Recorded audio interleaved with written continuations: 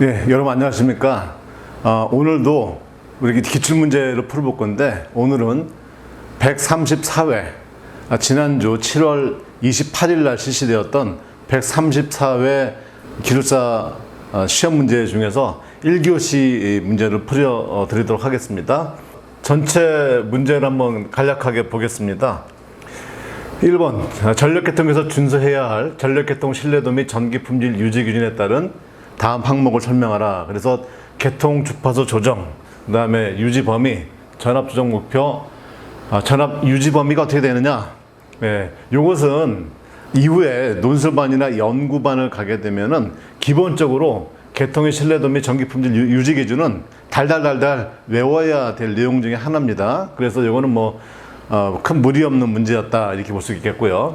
두 번째, 주파수 조정용 발전소의 다음 항목에 대해 설명하라. 구비 조건, 화력이 수력보다 유리한 점, 화력이 수력보다 불리한 점. 일단 조정용 발전소니까 이 조정 용량 결정 시 고려사항이 뭐냐. 요것은 되게 독특한 문제 중에 하나죠. 이게 이런 식의 문제는 거의 나온 적이 없었던 것 같은데, 이건 공부를 이 문제에 대해서 공부를 충분히 하지 않았다 하더라도 그냥 고려해서 써볼 수 있는 이 정도의 문제였다, 이렇게 볼 수 있겠습니다. 3번째, 단권 변압기 다음 항목에 대해 설명하라. 결선도, 용량 및 권수비 장점. 자, 요건 133회에선가 한번 나왔던 문제였으니까 요거는 또 간단하게 설명을 드리도록 하겠고요. 이제 두 설비를 직렬과 병렬로 운전할 때 사고 발생률과 평균 정전 시간을 구하라. 두 설비의 사고 발생률과 평균 정전 시간은 람다1, S1, 람다2, S2 이렇게 되어 있고, 이제 직렬일 경우, 병렬일 경우에 이제 어떻게 계산을 하느냐, 요 문제거든요. 그래서 요거는 사실은 이제 우리 정규반과는 크게 연관이 없고, 이제 연구반 정도에서 공부를 해야 될 내용인데, 요렇게 10점짜리로 이제 단순하게 나왔지만, 사실은 기본적인 이해를 좀 해야 될 내용들이 있기 때문에 이 부분은 좀 제가 정규반 내용이 아니지만 좀 더 자세하게 설명을 드리는 걸로 하겠고요. 무효전력 보상장치 스타컴이죠. 스타컴에 대해서 제어 원리, 동기조상기, 그 다음에 SBC 대비 장점이 뭐냐, 그 다음에 적용 효과가 뭐냐, 이렇게 되는데, 요거는 이제 송배전 기술용어 해설집에 나와 있는 내용입니다. 그래서 그 해설집에도 그대로 제어 원리, 동기조선기호, SVC의 대비 장점, 적용 효과 이렇게 딱 구분돼서 나왔기 때문에 이건 기술용어 해설집에 나와 있는 문제다, 이렇게 보시면 되겠고, 여하간 무효전력 보상 설비로서의 스타콤에 대해서는 충분히 좀 숙지가 되어야 하겠습니다. 가공송전설로 철탑 기초의 종류 3가지를 쓰고 각각의 장단점을 설명하라, 이렇게 되어 있는데, 사실 이런 문제까지 우리 발성배전에서 공부를 해야 되는가 좀 그러기도 한데, 여전 일단 어떤 구조물이든 기본적인 기초가 있겠죠. 그 기초에 대해서는 제가 알고 있는 내용을 좀 설명을 드리도록 하겠습니다. 그 다음에 철공진의 종류와 방지 대책을 설명하라. 요 내용도 사실은 이제 자주 나왔던 이런 출제 빈도는 아닌데, 우리가 기본적으로 송배전과 9장에 보면 이상전압이 있고, 그 이상전압 중에서 이 철공진에 대한 설명을 드렸죠. 그래서 이거는 이제 기본서 내용이다, 이렇게 보시면 되겠고, 기본파 철공진과 특수철공진, 이 특수철공진은 뭐가 되겠습니까? 기본파가 아닌 거죠. 기본파가 아닌 것에 의한 LC 진동, 고조파가 되겠지. 그래서 고조파에 대한 철공진, 그걸 이제 특수철공진이라고 하는데, 그거에 대한 이제 내용을 이제 정리를 한번 해보도록 하겠습니다. 그 다음에 이제 8번 보면 이제 전력계통의 저주파 진동에 대해 설명하라. 우리 소극여자 방식을 채택을 했죠. 이 소극여자 방식을 채택을 하다 보니까 어떤 문제가 생겼습니까? 네거티브 댐핑 현상, 네거티브 댐핑 현상이 발생이 됐던 것이죠. 그 내용에 대한 설명을 요구하는 내용입니다. 그래서 조금 쉽지는 않은 내용인데, 이것도 한번 설명을 드리도록 하겠고요. KC에 따른 이제 풍력 발전기 운전 중에 발생한 이상 상태의 종류, 영향에 대해 설명하시오. 그래서 이거는 이제 풍력 발전기에 대한 문제가 여기 나왔고, 그다음에 또 10번에 또 바로 나왔죠. 풍력 터빈의 구조 중에 풍력 발전기 터빈의 시설 조건 10가지 쓰시오. 그래서 이렇게 이제 9번, 10번이 풍력 발전기 문제가 나왔는데, 이 풍력 발전기 내용 중에서도 꼭 이런 식의 문제를 내야 되는가 싶을 정도입니다. 그래서 이거는 이 풍력 발전기 이 분야에 근무하시는 분이 아닌가 싶어요. 그래서 이것은 뭐 앞으로 또 나올 가능성이 있느냐라고 한다면 한 9번 정도는 뭐 고민해 볼 수 있겠지만 10번 이렇게 뭐 10가지 써라. 요거는 좀 문제가 있어 보이는 문제입니다. 그래서 이런 문제 또 나오지 않게 우리 수강생들이나 우리 수험생들께서 이거는 이제 인력관리공단에 좀 민원을 좀 넣어야 됩니다. 이거 10가지 써라. 이거 뭐 어떻게 하란 말입니까? 이거 공부를 이렇게 다 해라는 얘기입니까? 이건 문제가 있는 문제입니다. 이것은. 그 다음에 11번. 지중송전선로에서 발생할 수 있는 프레스넥 현상. 또 역시 이것도 이제 기술용어 해설집에 나와 있죠. 송배전 기술용어 해설집에 나와 있는 내용이고, 이것도 이제 수업 시간이나 아마 논술반 연구반에서 이제 강의를 했을 것 같은데, 프리스넥 현상. 그다음에 이 프리스넥 현상을 방지하기 위한 스넥 포설 방식, 이런 부분에 대해서 이제 설명을 좀 드리도록 하겠습니다. 가공송전선로에서 발생할 수 있는 부식에 대해 설명하라. 이것도 괜찮은 문제입니다. 가공송전선에서 이 화학적 또 전기적 부식이 생기죠. 그 부식에 대한 요구를 하는 거니까 이 정도도 뭐 괜찮은 문제다. 저는 이렇게 보겠고요. 그다음 배전선로 분할 및 연계 다음 항목에 대해 설명하시오. 그래서 뭐 배전선로에 대한 분할 및 연계 계획 설치 기준 및 고려사항, 3분할 3연계에 대한 배전선로 구성도 이렇게 나왔는데 사실 이것도 쉬운 문제는 아닙니다. 그래서 이제 전체적으로 보자면 1교시에 출제된 문제는 상당히 난이도가 있다 이렇게 보겠습니다. 우리 일반적인 전기 분야 이외에 대한 문제도 나왔고 또 전기 분야이지만 너무 깊숙이 들어가 있는 문제도 있었기 때문에 전체적으로 13개 중에서 10개를 선택해서 풀기가 그렇게 쉽지는 또 농독지는 않은 이런 문제였다 이렇게 생각이 듭니다. 물론 이제 134회 전체적으로 보면 나머지 2교시, 3교시, 4교시까지 고려해 보면은 뭐 풀기는 어렵지 않은 뭐 이런 문제였고 전체적으로 뭐 문제 자체는 평이했는데 1교시만 좀 유달리 좀 쉽지 않은 문제가 출제되었다. 이렇게 볼 수 있겠습니다. 자, 자세한 설명을 이어나가도록 하겠습니다. 1번 문제 보겠습니다. 전력계통에서 준수해야 할 전력계통 신뢰도 및 전기품질 유지 기준에 따른 다음 항목에 대해 설명하라. 계통주파수 조정 및 유지 범위, 전압 조정 목표, 전압 유지 범위 이렇게 되어 있죠. 자, 우리 전력계통 신뢰도 및 전기품질 유지 기준에 보면은 제2장 전기 품질의 제4조 계통주파수 조정 및 유지 범위, 5조 전압 조정 목표, 그 다음에 6조 전압 유지 범위 이렇게 정리가 되어 있습니다. 그래서 이것은 이 자체 그냥 그대로 암기가 되어줘야 됩니다. 자, 먼저 계통주파수 조정 및 유지 범위를 보게 되면 자, 평상시입니다. 평상시는 플러스 마이너스 0.2Hz 범위에서 유지해야 되고 최대 용량의 발전기 한 대 고장 시에는 최저 59.7 이상으로 유지해야 되고 그랬다가 어떻게 돼? 1분 이내에 다시 얼마로? 59.8Hz로 회복해야 된다 이런 말입니다. 발전기 2기가 고장이 발생했거나 고장 파급 방지 장치에서 발전기가 탈락하면 59.2Hz 이상 유지해야 하고 그 다음에 또 역시 1분 이내에 얼마로? 59.5Hz로 그 다음에 10분 이내에 59.8Hz로 회복시켜야 되겠죠. 왜냐하면 평상시 계통주파수가 최소 59.8Hz니까 여지간 1기가 고장났던 2기나 아니면 고장 파급 장치가 작동했던지 간에 다시 어디로 59.8Hz로까지는 복귀가 돼줘야 된다 이런 얘기가 정의가 되어 있고요. 그 다음에 이제 전압 조정 목표입니다. 자, 765 계통은 플러스 마이너스 20kV, 삼성은 마이너스 17에서 플러스 7kV 이렇게 되어 있고요. 자, 1호사 계통은 160 마이너스 8, 160 플러스 4 이렇게. 그 다음에 70kV 계통은 69에 마이너스 3.5, 69에 플러스 2kV 이렇게 되어 있습니다. 자, 그 다음에 이제 배전용 변전소인데 다만 22.9kV 계통의 전압 조정 장치를 수동으로 운전하는 경우에는 부하대별 이렇게 정리가 되어 있죠. 경부하 시에는 22, 중부하신 22.9, 첨도부하는 23.9kV 유지해라 이렇게 돼 있고, 그다음에 이제 전압 유지 범위입니다. 이 전압 유지 범위는 기본적으로 765 계통은 플러스 마이너스 5%, 345는 플러스 마이너스 5%, 또 154는 10%, 70kV 계통에서는 플러스 3.6에 마이너스 10% 이렇게 정리가 되어 있습니다. 이것은 그냥 암기를 해야 될 내용이 되겠습니다. 예, 2번 문제입니다.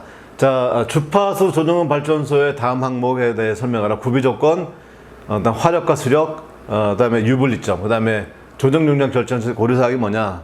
자, 요것은 또 요것만 별도로 공부하시는 분은 많지 않죠. 많지 않을 겁니다. 이건 뭐 어떻게 공부하겠습니다. 저도 이 문제가 나온다고 하면 외울 수가 없어요. 그래서 내가 한번 고려를 해봐야 되겠지. 그러면 주파수 조정 발전소로서의 구비 조건이 뭘까? 그러면 별 생각이 떠오르지 않아. 그럼 첫 번째, 기본적으로 이런 얘기 들어가겠죠. 예, 개통 운영하는데 일단 지장이 없어야 되겠다. 당연히 들어갈 것이고. 두 번째, 조정 범위는 가능하면 컸으면 좋겠고, 레인지가 넓었으면 좋겠다는 얘기죠. 그 다음에 소공성이 뛰어나야 되지 않겠습니까? 소공성? 그러니까 기본적으로 AFC든 그다음에 가바나 프리 운전이든 기본 전제 조건이 뭐예요? 소공성이 뛰어나줘야 돼. 예, 한 20분 정도의 변동 주기니까 20분 범위 내에서 원하는 정도의 출력이 나와야 되니까 무조건 소공성이 뛰어나야 된다. 이렇게 될 것이고요. 그 다음에 연간 AFC 조정이 돼야 되겠다. 그래서 1년 내내 운전이 가능하다. 이런 얘기 될 것이고, 발전기 출력 조정에 의해서 교통조림의 송전 손실, 전압 변동 면에서 지장을 일으키지 않을 것. 그러니까 이런 것들이 바로 뭐예요? 특별하게 기억이 안 나면 그냥 갖다 쓰는 거죠. 갖다 쓰는 겁니다. 그 다음에 또 효율 이런 얘기 나오는 거죠. 그러니까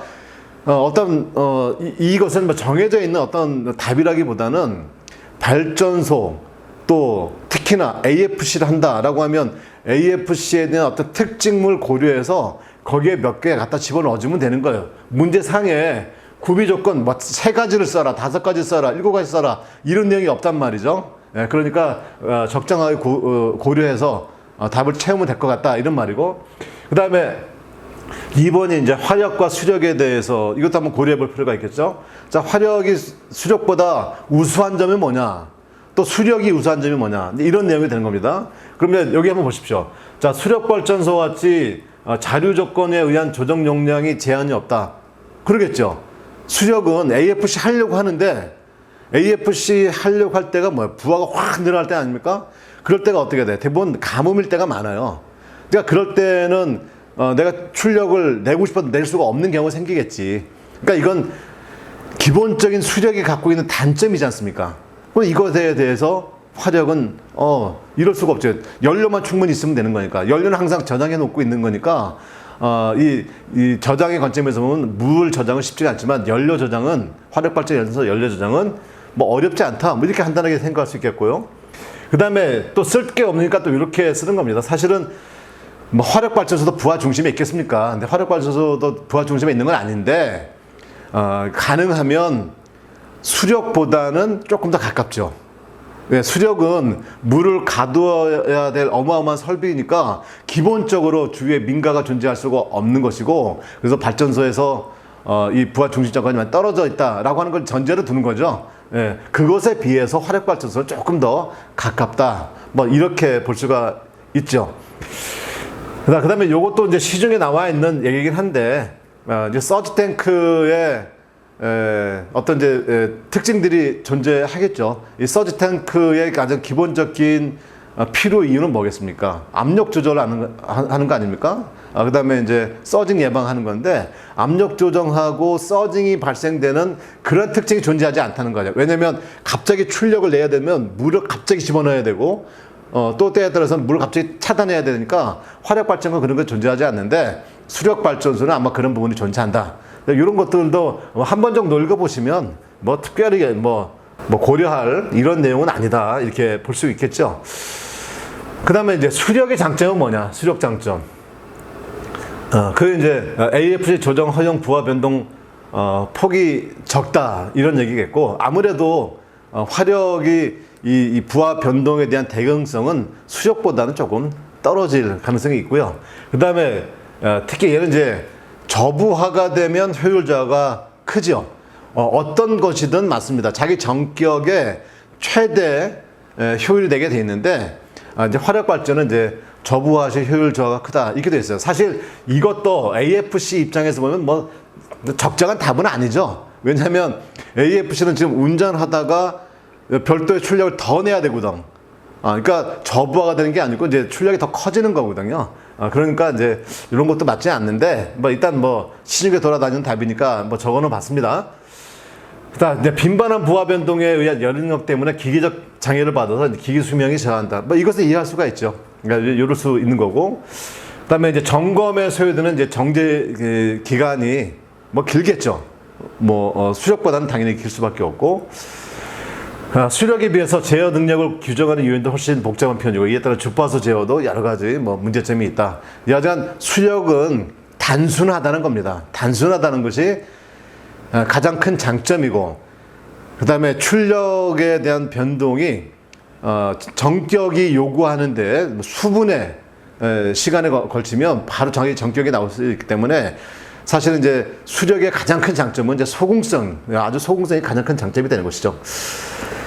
그 다음에 이제 소요 조정 용량 결정 시 고려사항 보면은 뭐 조석기 정비 상태, 그렇죠. 무조건 이제 조석기하고 조정하는 거니까 얼마만큼 조석기가 다 정비가 되었느냐 이런 것도 따질 수 있고, 그 다음에 제어 장치 동작 특성, 그 다음에 조정용 발전소 수, 주파수 허용 편차 뭐 등등 이렇게 몇 개 적어놨는데, 이것도 이제 여러분들이 고려해서 답안지 쓸 수 있는 거고, 이건 정규반이 아니라 하더라도 화력과 수력의 어떤 특징을 비교해 보시면 어렵지 않게 적어낼 수 있습니다. 아까도 초반에 설명드린 것처럼 유리한 점 몇 점, 뭐 화력이 불리한 점 몇 가지, 이렇게 가지수를 정하는 게 아니거든요. 그러니까 중요한 내용들을 여기다 들어가면 크게 문제 없는 답안이 될 것이다, 이렇게 생각이 됩니다. 예, 그래서 이 문제는 자주 출제되는 문제는 아니지만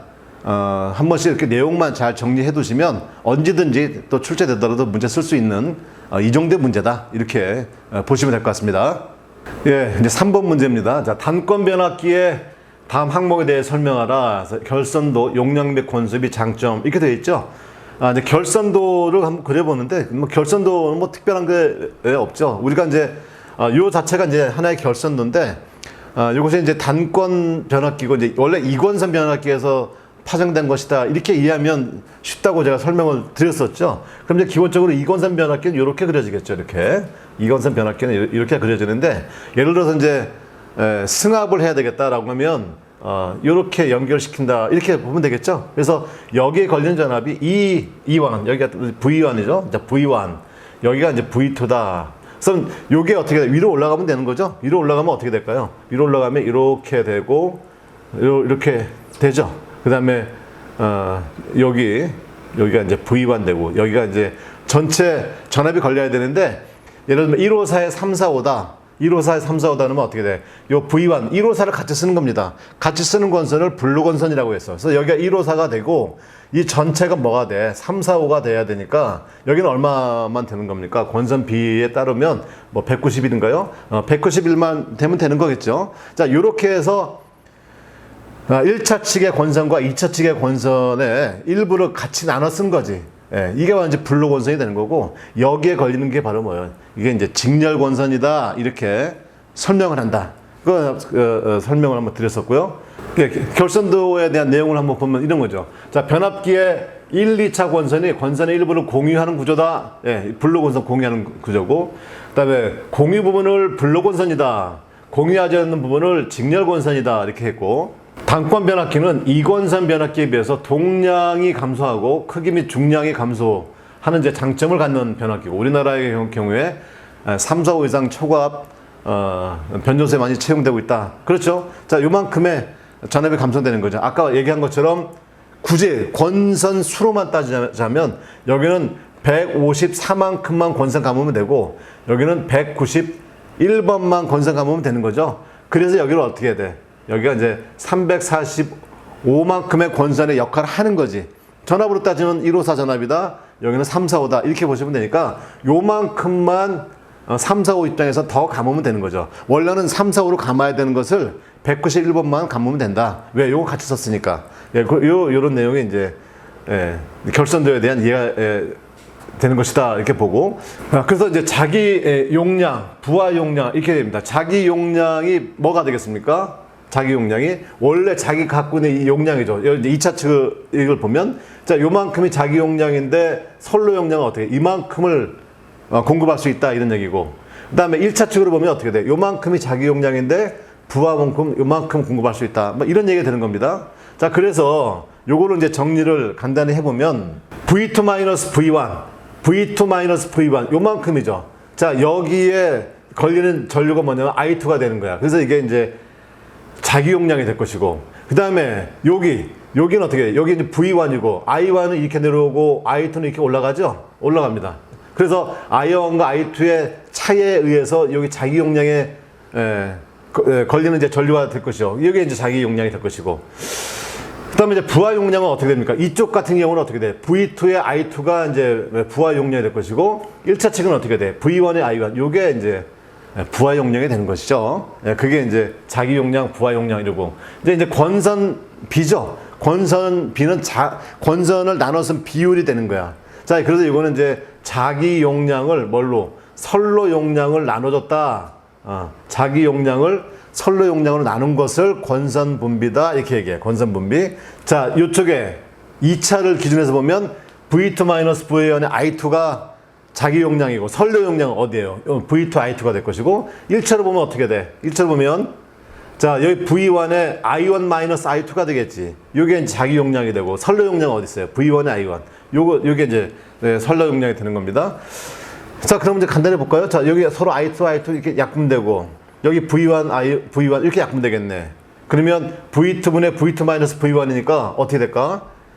예, 1-V2분의 V1이 될 것이고, 이쪽은 어떻게 될까? 이쪽은 I1분의 I1-I2니까 1-I1분의 I2 이런 식이 되지 않겠어요? 그래서 여기 없어지고 마이너스 플러스 되고 V1 I1, V2 I2. 그래서 V1 I1, V2 I2. 그래서 변압기의 용량의 크기가 그대로 유지가 되는 것이다. 이렇게 이해할 수 있다. 이렇게 제가 설명을 드렸었죠. 자, 권선 분비는 무조건 1보다 작죠. 1보다 작습니다. 그래서 1보다 작거나 같거나 작은 값을 갖는다. 그래서 변압기 출력에 비해서 실제 권선 용량이 작고, 따라서 이권선 변압기에 비해서 동량이 적게 소모된다. 퍼센트 임피던스가 적다. 왜? 임피던스가 자체가 적으니까, 권선 수가 줄으니까 당연히 임피던스가 줄어드는 거죠. 그래서 변압기 크기도 줄고 무게도 작아지고 경제성 있게 많이 사용됩니다. 자, 그래서 이제 장점을 이렇게 정리해 봤습니다. 자, 중성점 직접 접지 계통. 이럴 때 이제 단권 변압기는 단절이나 저감절인을 채용하셔서 변압기 절연 정도를 작게 할 수 있다. 그러면 이건 뭐 단권 변압기뿐만 아니고 모든 변압기는 중성점 직접 접지 계통을 하게 되면 전부 다 단절연과 저감절연을 채용할 수 있는 거죠. 자, 이권선 변압기에 비해서 권선 분비가 적을수록 등가 용량이 적어서 소형 경량으로 만들 수 있고, 그다음에 조립 수성이 간편하고, 또 재료가 절약되어서 경제적이다. 이렇게 되어 있고요. 자, 이권선 변압기와 비교해서 퍼센트 임피던스, 전압 변동률, 전력 손실, 퍼센트 여자 전류 등이 이제 적어진다. 자, 블록원선에는 1차와 2차의 차전류가 흐름으로 동선이 적고 여자 전류도 적다. 그렇죠? 아까 좀 전에 설명드렸던 이 부분을 얘기하는 겁니다. 요 블록원선에는 I1이 흘러 들어오고 I2가 나가야 되니까 I1- I2만큼의 여자 전류다. 이렇게 볼 수 있다. 예, 이렇게 설명을 드릴 수가 있겠습니다. 예, 4번 문제 한번 보도록 하겠습니다. 자, 두 설비를 직렬과 병렬로 운전할 때, 자, 사고 발생률과 평균 정전 시간을 구하라. 자, 두 설비의 사고 발생률과 평균 정전 시간은 각각 람다1, 람다2, S1, S2다 이렇게 되어 있고, 자, 직렬 설비의 사고 발생률과 평균 정전 시간, 그다음에 병렬 설비의 사고 발생률, 평균 정전 시간이 어떻게 되느냐? 그걸 구하라, 이런 말입니다. 자, 그러면 이것은 이제 우리 정규반에 나오는 내용은 아니고 연구반 됐을 때 나올 얘기고요. 논술반에도 조금 다룰 수 있는 내용인데, 자, 여기는 이제 평균 정전 시간이나 사고 발생률 요 내용을 알아야 풀 수가 있어요. 그래서 내용을 먼저 설명을 제가 드리도록 하겠습니다. 자, 예를 들어서 이런 그림이 하나 있습니다. 이 그림 뭐냐면 설비들의 운전 시간표예요. 그래서 설비를 전부 다 운전을 하는데 예를 들어서 러닝 타임입니다. R1은 러닝 타임이니까 정상적으로 운전하는 시간이 R1이었고 그래서 전체 총 가동 시간, 공장을 가동하는데 가동 시간이 100시간이야.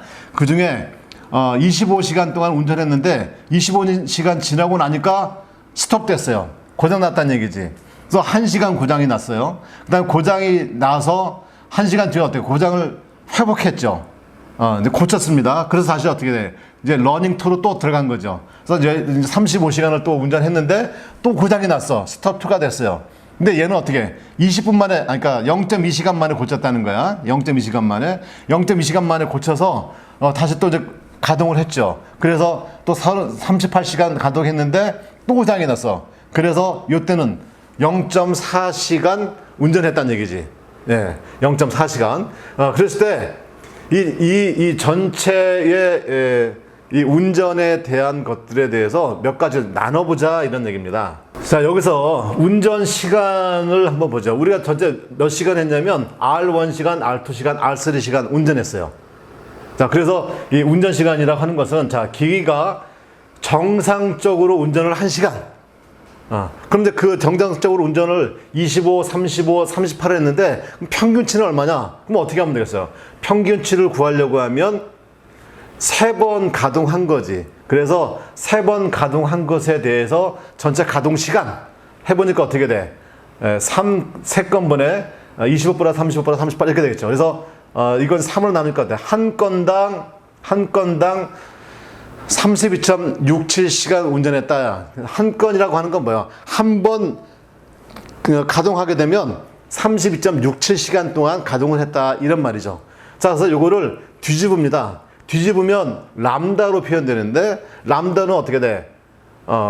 평균 운전 시간분의 1이 되는 거지. 평균 운전 시간분의 1. 그러면 평균 운전 시간은 32.67시간이고 한 번 운전할 때 요거 이제 한 건이 되는 겁니다. 그래서 계산해 보니까 어떻게 돼? 0.0306이다 이런 얘기죠. 이게 무슨 말일까? 이 람다라고 하는 것은 단위 시간당 사고 발생 횟수를 얘기하는 거죠. 지금 평균 운전 시간이 32.67시간 됐는데 이것이 이제 한 번 운전할 때 그랬다는 얘기야. 한 번 운전할 때. 한 번 운전할 때 그렇다는 얘기는 뭐예요?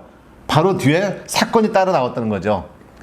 그래서 결국 뭐냐면 32.67시간분의 1건이라고 하면 이거는 단위 시간 한 시간으로 하게 되면 어떻게 돼? 0.0306이 되는 거죠. 그러니까 한 시간당 1시간 운전하면 사고가 발생되는 확률이 어떠냐면 0.0306이다. 즉 1시간에 0.03건이 발생할 수 있다. 그러니까 1시간에 0.03건이 발생할 수 있다. 그거는 뭐라고 그래? 사고 발생률이다 이렇게 얘기해요. 사고 발생률. 그래서 람다라고 하는 것은 사고 발생률이다 이런 얘기입니다. 그거 이제 이해를 하셔야 되고 그 다음에 정지 시간 이제 이건 이제 스톱된 이제 시간 되는 거죠. 여기 보면 이제 S1, S2, S3가 되는 거야. 1시간, 0.2시간, 0.2시간 다 합하면 어떻게 돼? 2시간 정지했죠. 예, 몇 번에 3번 동안 사고가 일어나서 2시간이 정지된 겁니다. 자, 그걸 이제 어떻게 표현하나 봅시다. 자, 기기가 어떤 원인으로 사고가 발생하여 만족한 기능을 발휘하지 못한 시간. 그래서 이 평균치를 S바로 표현한다. S바. 그럼 이제 S바를 뭐라고 그래? 평균 사고 지속 시간 또는 평균 정전 시간이다. 이렇게 평균 정전 시간. 그럼 얘는 어떻게 돼? S바는 3번 정전됐죠. 거기에 정전 시간을 다 합한 거야. 그러면 3건에 2시간이 냈죠. 그러면 한 건당 정전이 얼마 일어났다는 거야? 0.67시간 동안 정전이 발생했다 이런 얘기야.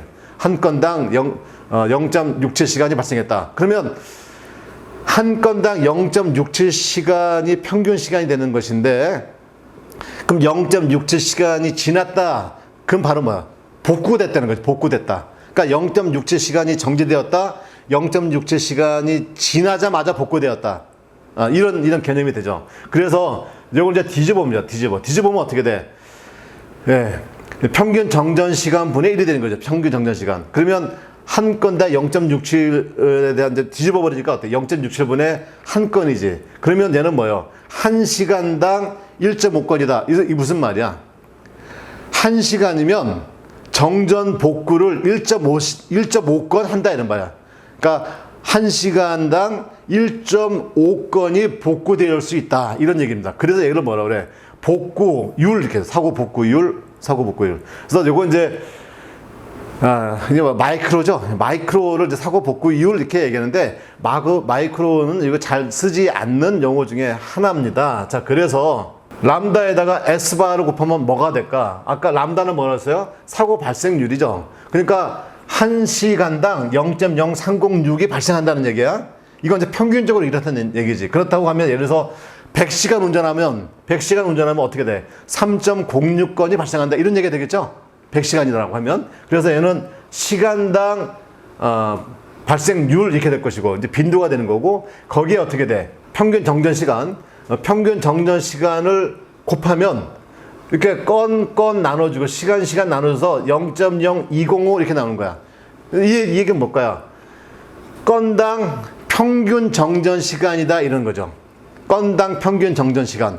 그러면 여기서 보면 한 건당 0.0205 시간 정전이 된다.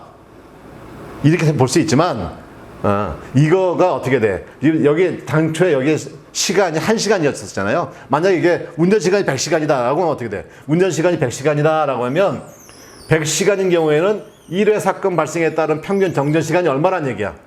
2.05시간이다 이런 얘기죠. 2.05시간. 100시간이면 전체 2시간 아니었나? 이렇게 생각할 수 있는데 여기서의 운전 시간은 러닝 타임을 얘기하는 거야. 그럼 아까 러닝 타임은 전체 가동 시간 100시간 중에서 몇 시간이었어요? 98시간이었잖아요. 그러니까 98시간에 대해서 2시간이 정전 시간이었고 여기 100시간으로 운전 시간 100시간이 되면 어떻게 된다는 얘기야? 2.05시간만큼이 이제 정전이 되는 것이다. 그래서 이제 이렇게 곱한다라고 하는 거 의미 자체는 어떤 의미냐? 운전 시간에 대한 평균 정전 시간이 얼마만큼의 시간이냐라고 하는 그런 개념이다. 그래서 람다의 S를 곱하면 평균 정전 시간이다. 이렇게 이해를 하시면 됩니다. 자, 요걸 가지고 요 문제 이제 다시 보도록 합시다. 그러면 사고 발생률 이게 람다였고 평균 정전 시간 S가 됐지. 그러면 람다 곱하기 S가 뭐라고 그랬어요? 사고에 따른 전체 운전 시간에 대한 평균 정전 시간이 되는 거죠. 평균 정전 시간. 자, 그런데 여기에 설비 자체가 직렬인 경우가 있고 병렬인 경우가 있어. 그럼 이제 이때 정전 시간은 어떻게 따질 것이냐 이런 얘기죠. 정전 시간. 자, 예를 들면 이런 직렬이죠. 직렬은 이제 당연히 이제 람다 S에 SS 이렇게 하죠. 이때 S는 뭐가 돼? S는 이제 요 S는 스탑 이거 되는 거고 S는 뭐예요? 시리즈 이제 직렬이다 이런 말이고 P는 뭐가 돼? 밑에 P는 이제 파라렐 병렬이다 이런 말이죠. 자, 여하간 이제 직렬 같은 경우에는 얘가 고장 나도 정전이 되는 거고 얘가 고장 나도 정전이 되는 거죠. 근데 얘도 고장 나면서 얘도 고장 날 확률이 있어요, 없어요? 이런 경우는 없지. 왜냐면 거의 없는 거죠. 왜냐면 얘가 고장 나면 얘가 고장 나든 고장이 안 나든 다 정전이야. 또 얘가 고장 나면 얘가 고장 나든 고장이 안 나든 무조건 다 정전이야. 그러니까 얘가 고장 나고 그다음에 얘도 고장 난다. 이런 거는 확률적으로 없다 이렇게 보면 되겠지. 대신에 뭘 따지냐면 얘가 고장 나고 또 얘도 고장 날 수 있으니까 직렬인 경우는 어떻게 돼? 고장 확률 자체가 더해지는 거죠. 더해서 커지는 거야. 그래서 여기 이제 고장 확률 즉 사고 발생률은 람다1과 람다2로 서로 더해줘야 되고 그다음에 람다 S 곱하기 람다 S는 뭐라고 했어요? 평균 정전 시간이니까 얘도 당연히 어떻게 돼? 얘가 고장 났을 때 정전됐고 또 얘도 고장 났을 때 또 정전됐어. 이제 그런 가능성이 있으니까 두 개 다 어떻게 돼? 두 개 다 더해줘야 되겠지. 그래서 람다 S 곱하기 SS는 이렇게 표현된다. 자, 그러면 이제 평균 사고 발생률은 이렇게 정리가 됐고 그 다음에 직렬일 때의 평균 시간은 어떻게 될까? 그러면 어떻게 돼? 요 시기에서 람다 플러스 람다 2를 여기다 집어넣어주면 되겠죠? 넣어주거나 아니면 얘하고 얘를 나눠버리면 되는 거지. 나눠버리면 어떻게 돼? SS가 이렇게 식으로 정리가 됩니다. 자, 이게 이제 사고 발생률과 평균 정정한 시간이죠. 이제 직렬에서. 그럼 이제 병렬은 어떻게 될까? 병렬. 자, 병렬은 지금 우리가 이렇게 병렬 되어 있는데 만약에 요쪽이 사고가 발생했다. 요쪽에 사고가 발생했다 하더라도 정전되는 겁니까? 정전이 안 되지. 예, 왜냐면 전류는 이렇게 공급될 거니까. 또 만약에 여기가 고장 나더라도 정전되는 거 아니죠? 왜? 이렇게 갈 거니까. 그러니까 만약에 정전된다라고 하면 어떻게 돼? 얘도 고장 나고 얘도 고장 나야 전체 정전이 되는 거지. 예. 그래서 이제 그거를 이제 고려하시면 요것도 이제 계산하는데 좀 어렵지는 않죠. 자, 람다 요거 이제 발생 확률은 어떻게 돼? 발생 확률. 얘도 발생하고 얘도 발생해야 되지. 예, 그래서 이제 어떻게 해? 곱하게 되는 거죠. 곱하게 돼. 자, 그때 정전 시간은 어떻게 될까? 정전 시간은 더해야죠. 예, 왜냐면 얘 고장나고 얘 고장났어요. 그러면 얘하고 얘하고 동시에 고치는 게 아니야. 얘도 고치고 그 다음에 와서 여기 또 고치는 거거든. 그러니까 정전 시간은 이제 플러스로 커진다 이런 말이 되는 거고. 그래서 이제 람다 P, 람다 S 이 곱하게 되면 어떻게 돼? 역시 당연히 이것도 어떻게 될까요? 곱이 되니까 이거 고장 나고 또 고장 나고 그래서 이건 곱이 된다 이렇게 보시면 되는 겁니다. 자, 그럼 역시 이것도 요 이제 위아래 정리해주면 요렇게 식을 만들 수 있죠? 이렇게 식 만들고. 자, 이렇게 식 만들면 어떻게 돼? 이제 요거하고 요거 나눠준 거니까 그러면 이렇게 약분될 것이고, 예, 람다 1, 람다 2, 람다 1, 2 이렇게 낙분되고, 그러면 어떻게 돼? 이렇게 정리가 되는 거죠. 이렇게. 그래서 만약에 S1과 S2가 정전 시간 서로 같다라고 하면 어떻게 돼? 2분의 1로 줄어든다. 2분의 1로 줄어든다. 이렇게 볼 수가 있습니다. 자, 그래서 요거는 이제 우리 공급 신뢰도라고 하는 이제 그 한 차트가 있습니다. 한 챕터가 있는데 여기에 뭐 LOLP, 뭐 LOEP 그래서 이제 전체적으로 이제 공급 신뢰도, 정전의 빈도, 크기, 뭐 지속 시간 이런 거 이제 공부할 때 하나의 한 파트로 추가 되는 거기 때문에 요것은 요 정도만 숙지하고 계시면은 요 문제 나오면 또 반복이야. 또 반복되는 거니까 요 정도만 숙지하시면은 뭐 충분하지 않을까 싶습니다. 예, 5번 문제입니다. 무효전력 보상 장치인 스타콤 스테이틱 싱크로노스 컴펜세이터의 다음 항목에 대해 설명하라 이렇게 돼 있죠. 그래서 스타콤의 용어도 알고 계셔야 되죠. 스테이틱은 정지형, 싱크로노스, 동기, 뭐 보상기 이렇게 된 거죠. 컴펜세이터니까. 그러니까 요거는 이제 동기 조상기의 특징을 그대로 갖고 있는. 근데 동기 조상기는 뭐예요? 회전체죠. 이 회전체를 어떻게 했다는 거야? 정지형으로 구현했다 이런 말이죠. 그래서 정지형 동기 조상기다 이렇게 보시면 되죠. 그러면 동기 조상기는 진상과 지상의 무효 전력을 연속적으로 공급할 수 있는 거지. 근데 회전체의 단점을 갖고 있는 거예요. 회전체라고 하는 단점인데 얘는 이제 정지형이니까 어떻게 돼요? 회전체가 갖고 있는 단점이 없어지는 것이고, 그 다음에 진상, 지상을 동시에 다 공급할 수 있다 이런 얘기가 되는 것이고, 그 다음에 또 하나가 뭐냐면 이제 SVC가 있는데 이 SVC는 뭐 실제로 리액터가 콘덴서가 존재하는 겁니다. SVC는 그러니까 SVC는 진상과 지상 무효 전력을 갖고 있고 거기에 차단기의 차단에 의한 여러 가지 문제점들을 어떻게 돼? 전력량 반도체 소재를 이용해서 없애버렸다는 얘기야. 그러니까 차단에 의한 문제점을 없애고 그다음에 지상과 진상 무효 전력을 운용하는 건데, 근데 이 스타컴은 뭐예요? 실제로 콘덴서와 리액터가 없어요. 콘덴서와 리액터가 없이 전력용 반도체 소자만으로서 진지상 무효 전력을 공급할 수 있게 만든 새로운 개념의 무효 전력 보상 설비다 이렇게 보시면 되는 거예요. 자, 그렇게 해서 SVC보다 좀 더 빠르게, 그다음에 동기 조상기와 같은 연속적인 무효 전력 공급이 되는 이러한 무효 전력 보상 설비다. 그렇게 이해를 하시면 되는 겁니다. 그러니까 첫 번째가 뭐예요? 연속 조정이 되고, 두 번째가 SVC처럼 무효 전력 보상 설비 자체는 물리적으로 없는 거예요. 물리적으로 없고 전력용 반도체를 소자를 이용해서 구현을 해놓은 거지. 구현을 해놨다. 이렇게 보시면 됩니다. 자, 제어 원리 보면 구성원, 전압원, 인버터, 개통 연계 변압기, 제어 감시 시스템, 보호 시스템들을 구성하고, 그래서 이제 무효 전력 제어 원리죠. 문제 자체가 지금 제어 원리니까 뭐 복잡하게 쓸 거 없어요.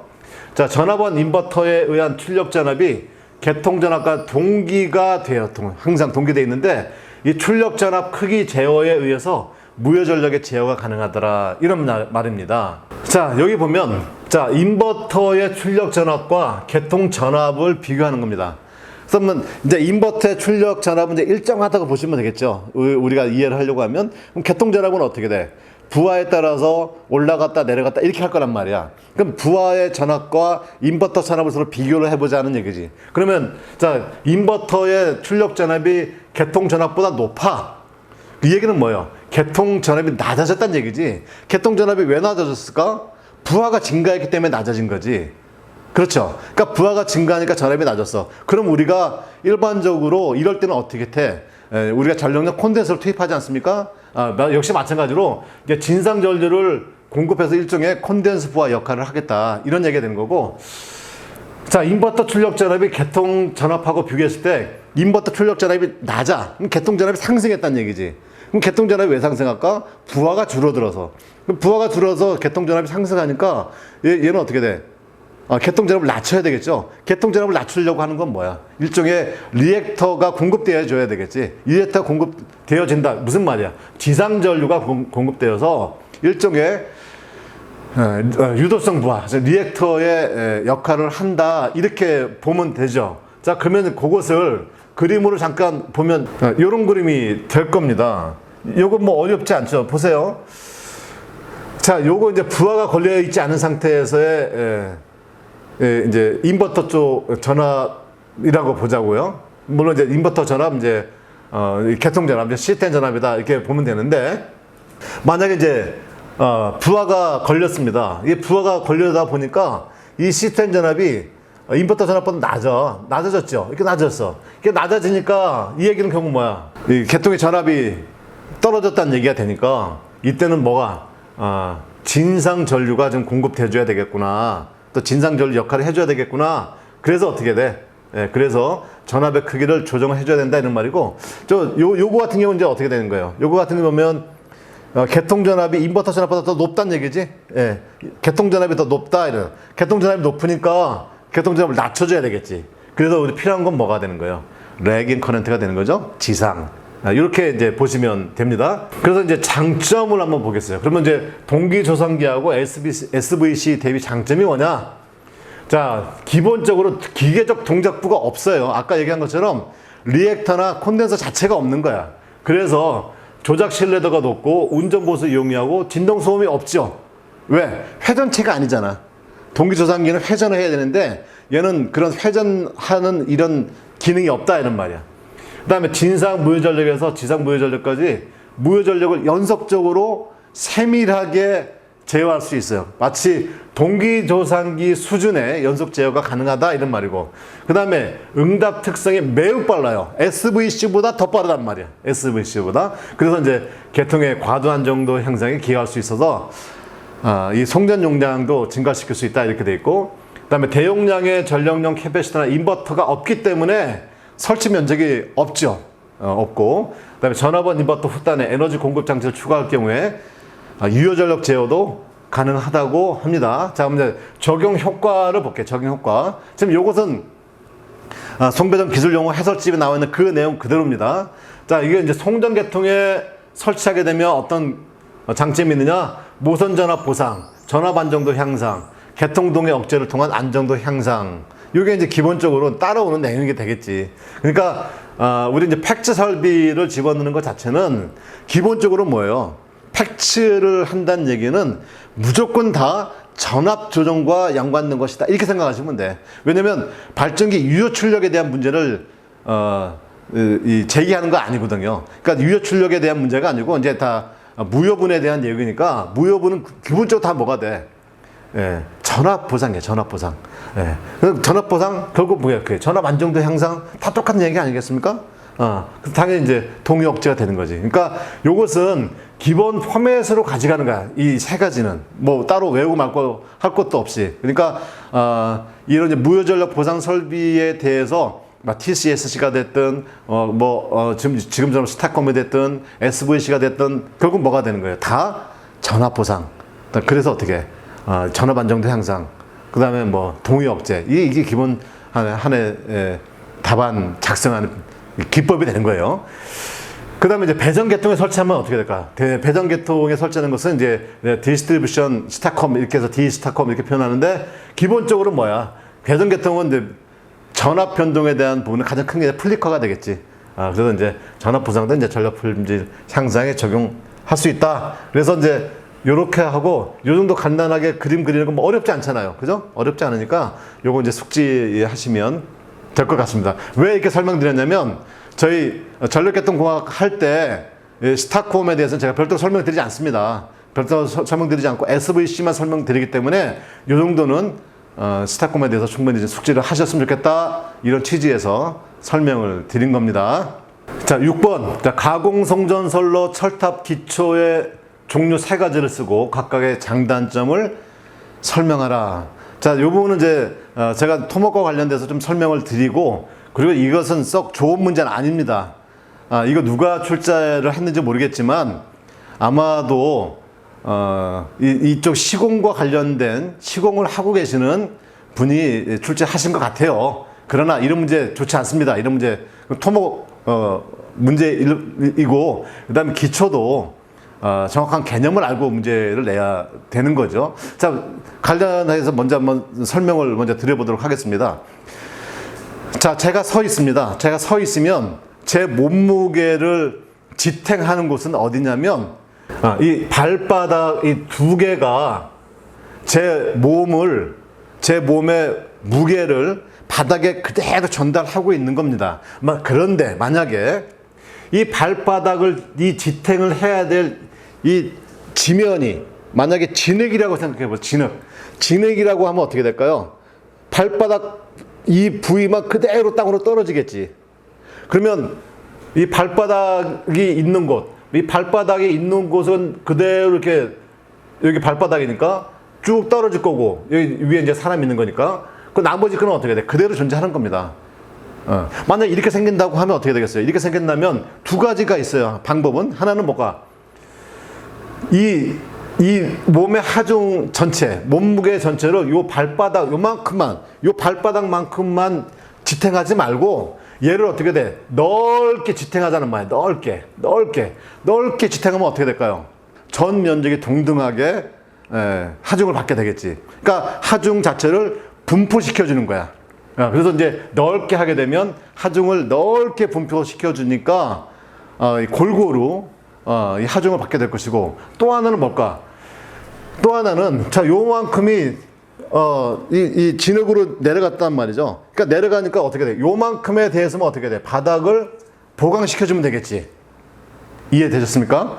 그래서 이 철탑에 대한 기초를 한다라고 하면, 철탑은 기본적으로 어떻게? 다리가 4개죠. 그래서 각각 다리에 대해서 하중이 분산되니까 이 4개의 다리가 전체 하중을 4분의 1씩 받고 있단 말이죠. 그럼 4분의 1씩 받고 있는데 그 받고 있는 그 지점이 진흙처럼 쭉 내려간다라고 하면 안 되니까 이거를 이 지점을 어떻게 넓게 판을 만들어서 판 자체가 하중을 받게 해주는 이런 방식이 있을 거고, 여기 한 것처럼 철탑 자체에 하중을 집중적으로 받게 되니까 이 발바닥처럼 그 발바닥 같은 이 집중적인 하중을 밑에서 버텨주면 되는 거죠. 버텨주면 되는 겁니다. 그렇게 구분을 크게 해볼 수 있는 거예요. 자, 그러면 그렇게 구성되어 있는 토목에서의 기초는 무진장 많아요. 한두 개가 되겠습니까? 엄청나게 많죠. 여기 나와 있는 우리 말뚝기초라고 얘기했지만 이 말뚝기초라고 하는 것 자체도 종류가 엄청나게 많습니다. 그 다음에 직접기초, 우리 책에 나와 있는 거지만 역티형 기초 이렇게 있다고 해서 이 직접기초 종류가 한두 개만 존재하겠습니까? 많아요. 그러니까 이것은 그냥 무조건 외워라 이런 식이 되는 거거든. 그래서 이건 이제 바람직한 것은 아니다. 이렇게 좀 이해를 하시고, 자, 그 다음에 이제 내용을 한번 들어가서 하나씩 설명을 좀 드려보도록 하겠습니다. 자, 문제 자체가 이제 철탑 기초라고 했으니까, 철탑 기초에 대해서만 한번 얘기를 한번 해보도록 하겠습니다. 철탑 기초는 대체로 작용 하중의 종류에 따라서 연직 하중과 모멘트 하중으로 분리된다. 그래서 직접 기초, 말뚝 기초, 피어 기초, 앙카 기초 등으로 구분된다. 이렇게 되어 있습니다. 우리 이제 기술용어 사전집에도 기본적으로 기초 자체가 이제 4개, 5개 이렇게 설명이 되어 있어요. 그 중에 이제 3개만 설명하라 이런 얘기인데, 자, 여지간 여기서 보면 이제 연직 하중과 모멘트 하중이 되겠지. 왜 그럴까요? 자, 연직 하중이라고 하는 것은 쉽게 얘기하면 자중을 얘기하는 겁니다. 자중. 그러니까 이 철탑 자체가 전부 다 앵글로 되어 있으니까 앵글과 그 다음에 어떻게 돼요? 가공 지선의 중간 정도까지, 또 아니면 송전선로의 경관과 경관의 반경관 정도의 이쪽의 반, 이쪽의 반에 대한 하중을 전체 다 잡고 있는 겁니다. 그렇죠? 전체 다 잡고 있습니다. 자, 그런데 이제 만약에 이 철탑에 대해서 이제 무슨 하중을 고려해야 되냐면 풍하중을 고려해야 됩니다. 풍하중. 그러니까 이제 풍하중을 고려하는데, 전선 자체에도 이렇게 수평하중이 존재하겠고 철탑 자체에도 수평하중이 존재하겠죠. 그런데 이 풍이라고 하는 것 자체가, 바람이라고 하는 것 자체가 철탑에 골고루 이렇게 전달이 되지 않죠. 바람이라고 하는 게 내가 이 철탑에 똑바로 균일하게 바람이 부는 게 아니거든. 역시 전선에도 마찬가지란 말이죠. 그렇다고 하면 철탑 자체가 바람을 받을 때 어떻게 되겠어요? 균일하게 받지 않는단 말이야. 내가 철탑이라고 하면 이쪽엔 강한 바람이 불고 이쪽엔 약한 바람이 불겠지. 예를 들어서 그러면 어떻게 될까? 강한 바람에 의해서 내가 비틀린단 말이죠. 철탑이 비틀릴 수가 있어. 그러니까 비틀리게 되면 이 비틀리는 힘이 지금 어디로 가고 있습니까? 바닥으로 가고 있는 거야. 그러니까 기초가 이 비틀림에 대한 힘까지 감안해 줘야 돼. 그러니까 자중에 대해서도 힘을 받아야 되고, 그다음에 비틀리는 것까지의 힘을 다 받아줘야 돼. 그것을 얘기한 게 바로 뭐냐면 모멘트 하중, 그 다음에 연직 하중이다. 이렇게 표현을 해놓은 겁니다. 그러니까 이런 내용이 되게 중요한 내용이에요, 사실은. 예. 자, 그래서 이제 직접 기초 한번 보겠습니다. 이 직접 기초는 어떻게 된 거냐면, 요게 일종의 상판부죠. 그러니까 아까 얘기한 것처럼 진흙이 빠지지 않게 이거를 넓게 만든 거지. 넓게 발바닥의 하중을 넓은 곳이 분산받게 하는 거야. 그러니까 여기서 그림 작게 있지만 이 상판이라고 하는 것 자체는 매우 넓다 이렇게 보시면 돼요. 넓다. 그래서 이 넓게 하고, 요거 이제 일종의 뭐냐면 이제 잡석 정도 깐 거예요. 자갈 깐 거예요. 그러니까 땅을 잘 다진 거죠. 그러니까 땅이 기본적으로 괜찮아. 땅이 기본적으로 괜찮으니까 여기도 어떻게 돼? 넓게 파운데이션, 기초를 한 겁니다. 그래서 어떻게 하냐면 실제로는, 자, 이렇게 넓게 파운데이션을 이렇게 칩니다. 이게 파운데이션 쳤죠. 그러면 요것이 이제 일종의 이제 콘크리트가 되죠. 콘크리트 하고, 그다음에 철탑으로 올라가야 되니까 철탑은 전부 다 뭐야? 빔 또는 앵글로 됐단 말이죠. 이 빔 또는 앵글이 이 파운데이션을 올라야 되니까 여기를 어떻게 돼? 여기에다가 이렇게 페데스탈이라고 해서 앙카를 심을 수 있게. 그래서 요건 이제 페데스탈이라고 그래. 페데스탈이라고 하고, 요거 이제 파운데이션, FDN 이렇게 표현하죠. 파운데이션이라고 하는데, 이 FD, 이 페데스탈 쪽에 이제 어떻게, 얘하고 이제 다 그 철근으로 다 연결되어 있고, 그 다음에 여기서 어떻게, 이렇게 이제 위에 철골이 올라갈 수 있게 연결되어 있어서 부재가 올라오는 거죠. 소위 여기 이제 일종의 이제 앙카를 심어 놓은 거야. 그래서 이렇게 만들어진 형태죠. 이렇게 만들어진 형태가 이렇게 약간 역 T자처럼 보이지. 그러니까 이 상판부의 두께나 이 폭은 상당히 큰 겁니다. 상당히 커요. 전체적인 하중을 다 골고루 받아야 되니까. 그림은 이렇게 작게 그려놨지만 되게 이제 크다 이렇게 보고, 그 다음에 철탑이 이렇게 위로 올라가야 되니까 이게 어떻게 돼? 암 연결할 때, 여기 얘기하는 요게 바로 뭐냐면 일종의 페데스탈이 되는 거야. 페데스탈 되고, 요게 이제 FDN, 파운데이션이 되는 것이다. 이렇게 되는 거죠. 그래서 여기서 이제, 철탑하고 이제 조인해서 볼팅 처리해서 이제 위로 올라가게 되는 것. 요게 이제 직접 기초가 되겠죠. 근데 이렇게 직접 기초를 할 수 있다라고 하는 건 뭘까? 직접 기초라고 할 수 있는 것 자체는, 이 밑에가 그래도 그나마 어느 정도 좀 이렇게 힘을 받을 수 있는 곳이다. 이렇게 보면 되는 거예요. 그럼 우리가 일반적으로 철탑은 대부분 어디 세우냐면 대부분 이제 산을 넘어가죠. 뭐 6분 능선, 7분 능선 따라가다 보니까 산들은 거의 대부분 다 어떻게 돼 있어? 다 안반으로 돼 있잖아. 그러니까 집안 자체가 괜찮은 거야. 집안이 괜찮으니까 집안이 괜찮은 곳에는 이렇게 이제 힘만 좀 넓게 펼쳐 받을 수 있는 이제 상판부를 하고 그다음 위로 올라가는 거죠. 왜냐면 요 밑에가 지금 하나의 안반으로 돼 있다 이렇게 이해하면 된다 이런 말이죠. 그다음에 이제 두 번째가 말뚝기초예요. 이 말뚝기초는 아까 말씀드린 것처럼 어떻게 돼? 발바닥 부분에 이 하중이 전달되니까 이 발바닥 부분에만 하중을 만들어 주는 거죠. 발바닥 부분에만. 그러니까 이건 이 직접기처럼 상판부가 넓을 필요가 없는 겁니다. 그냥 이거 다 받아주면 되는 거니까. 그래서 이 받아줄 때 뭐가 받으냐면 여기에 이제 말뚝을 박는 거야. 말뚝을. 그 말뚝을 일반적으로 뭘 쓰냐면 우리 이제 PHC 파일을 박습니다. PHC 파일을 이렇게 박는데 이제 이 PHC 파일을 받게 되면 예를 들면 이게 이제 말뚝이 우리나라 표현으로 말뚝이 되는 거고 이게 이제 이쪽에 이제 파일이야 파일. 파일 이제 콘크리트 파일로 박습니다. 그럼 이제 말뚝이 이렇게 깊게 박혀 있을 거 아닙니까? 이렇게 깊게 박아요. 그러면 요 밑에는 얘처럼 아주 튼튼한 구조가 아닙니다. 튼튼한 구조가 아닌데 이 뭐라고 하냐면 땅에 이 제하력이 있는 거야. 제하력. 그러니까 이 땅에 이 말뚝을 박으면 땅에서 얘를 이렇게 버텨주는 힘이 존재한단 말이야. 이건 뭐라고 해? 진해력이라고 그래. 진해력. 이 진해력이 이렇게 파일을 꽉 잡아주는 겁니다. 그러니까 이렇게 되면 이 파일 말뚝 요 밑부분에서 요 밑부분이 진해력을 갖고 있는 것이 아니고 이 파일 전체에 이 근입되어 있는 파일 전체에 외부에서 힘을 잡아주는 거지. 예. 그래서 이제 이 하중을 이렇게 전체적으로 다 골고루 이렇게 전달해 주는 것이다. 이게 이제 이 말뚝기초가 되는 것이죠. 말뚝기초가.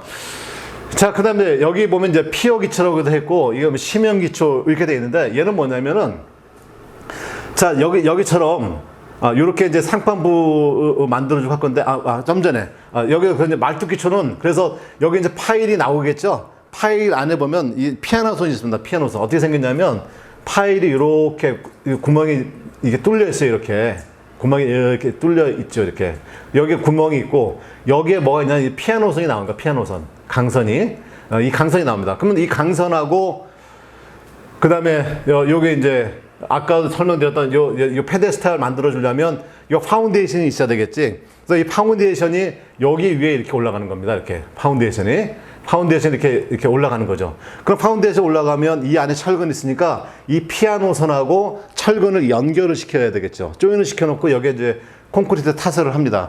타설을 하는 이유는 뭐냐면 연결 부위가 제대로 체결될 수 있도록 하는 거지. 그러니까 이건 굳이 두꺼울 이유가 없는 거야. 여기는 상판부가 매우 두껍지만 여기 두꺼울 이유가 없어요.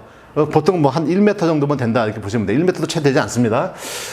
자, 그렇게 하고 이제 여기 이제 철근하고 연결되었고 그 다음에 다시 또 어떻게 해? 여기 이제 페데스탈이 올라와야 되겠지. 그럼 이제 페데스탈하고 또 파운데이션하고 또 어떻게 돼? 또 철근을 연결을 하고 그 다음에 여기 이제 일종의 이제 앙카가 만들어진 거야. 그래서 앙카 여기에 이제 이제 빔이 올라가는 거죠. 그래서 여기 이제 볼팅 처리하고 이렇게 하는 것이 이제 말뚝기초였다 이렇게 보는 거고 그 다음에 이제 얘는 뭐냐면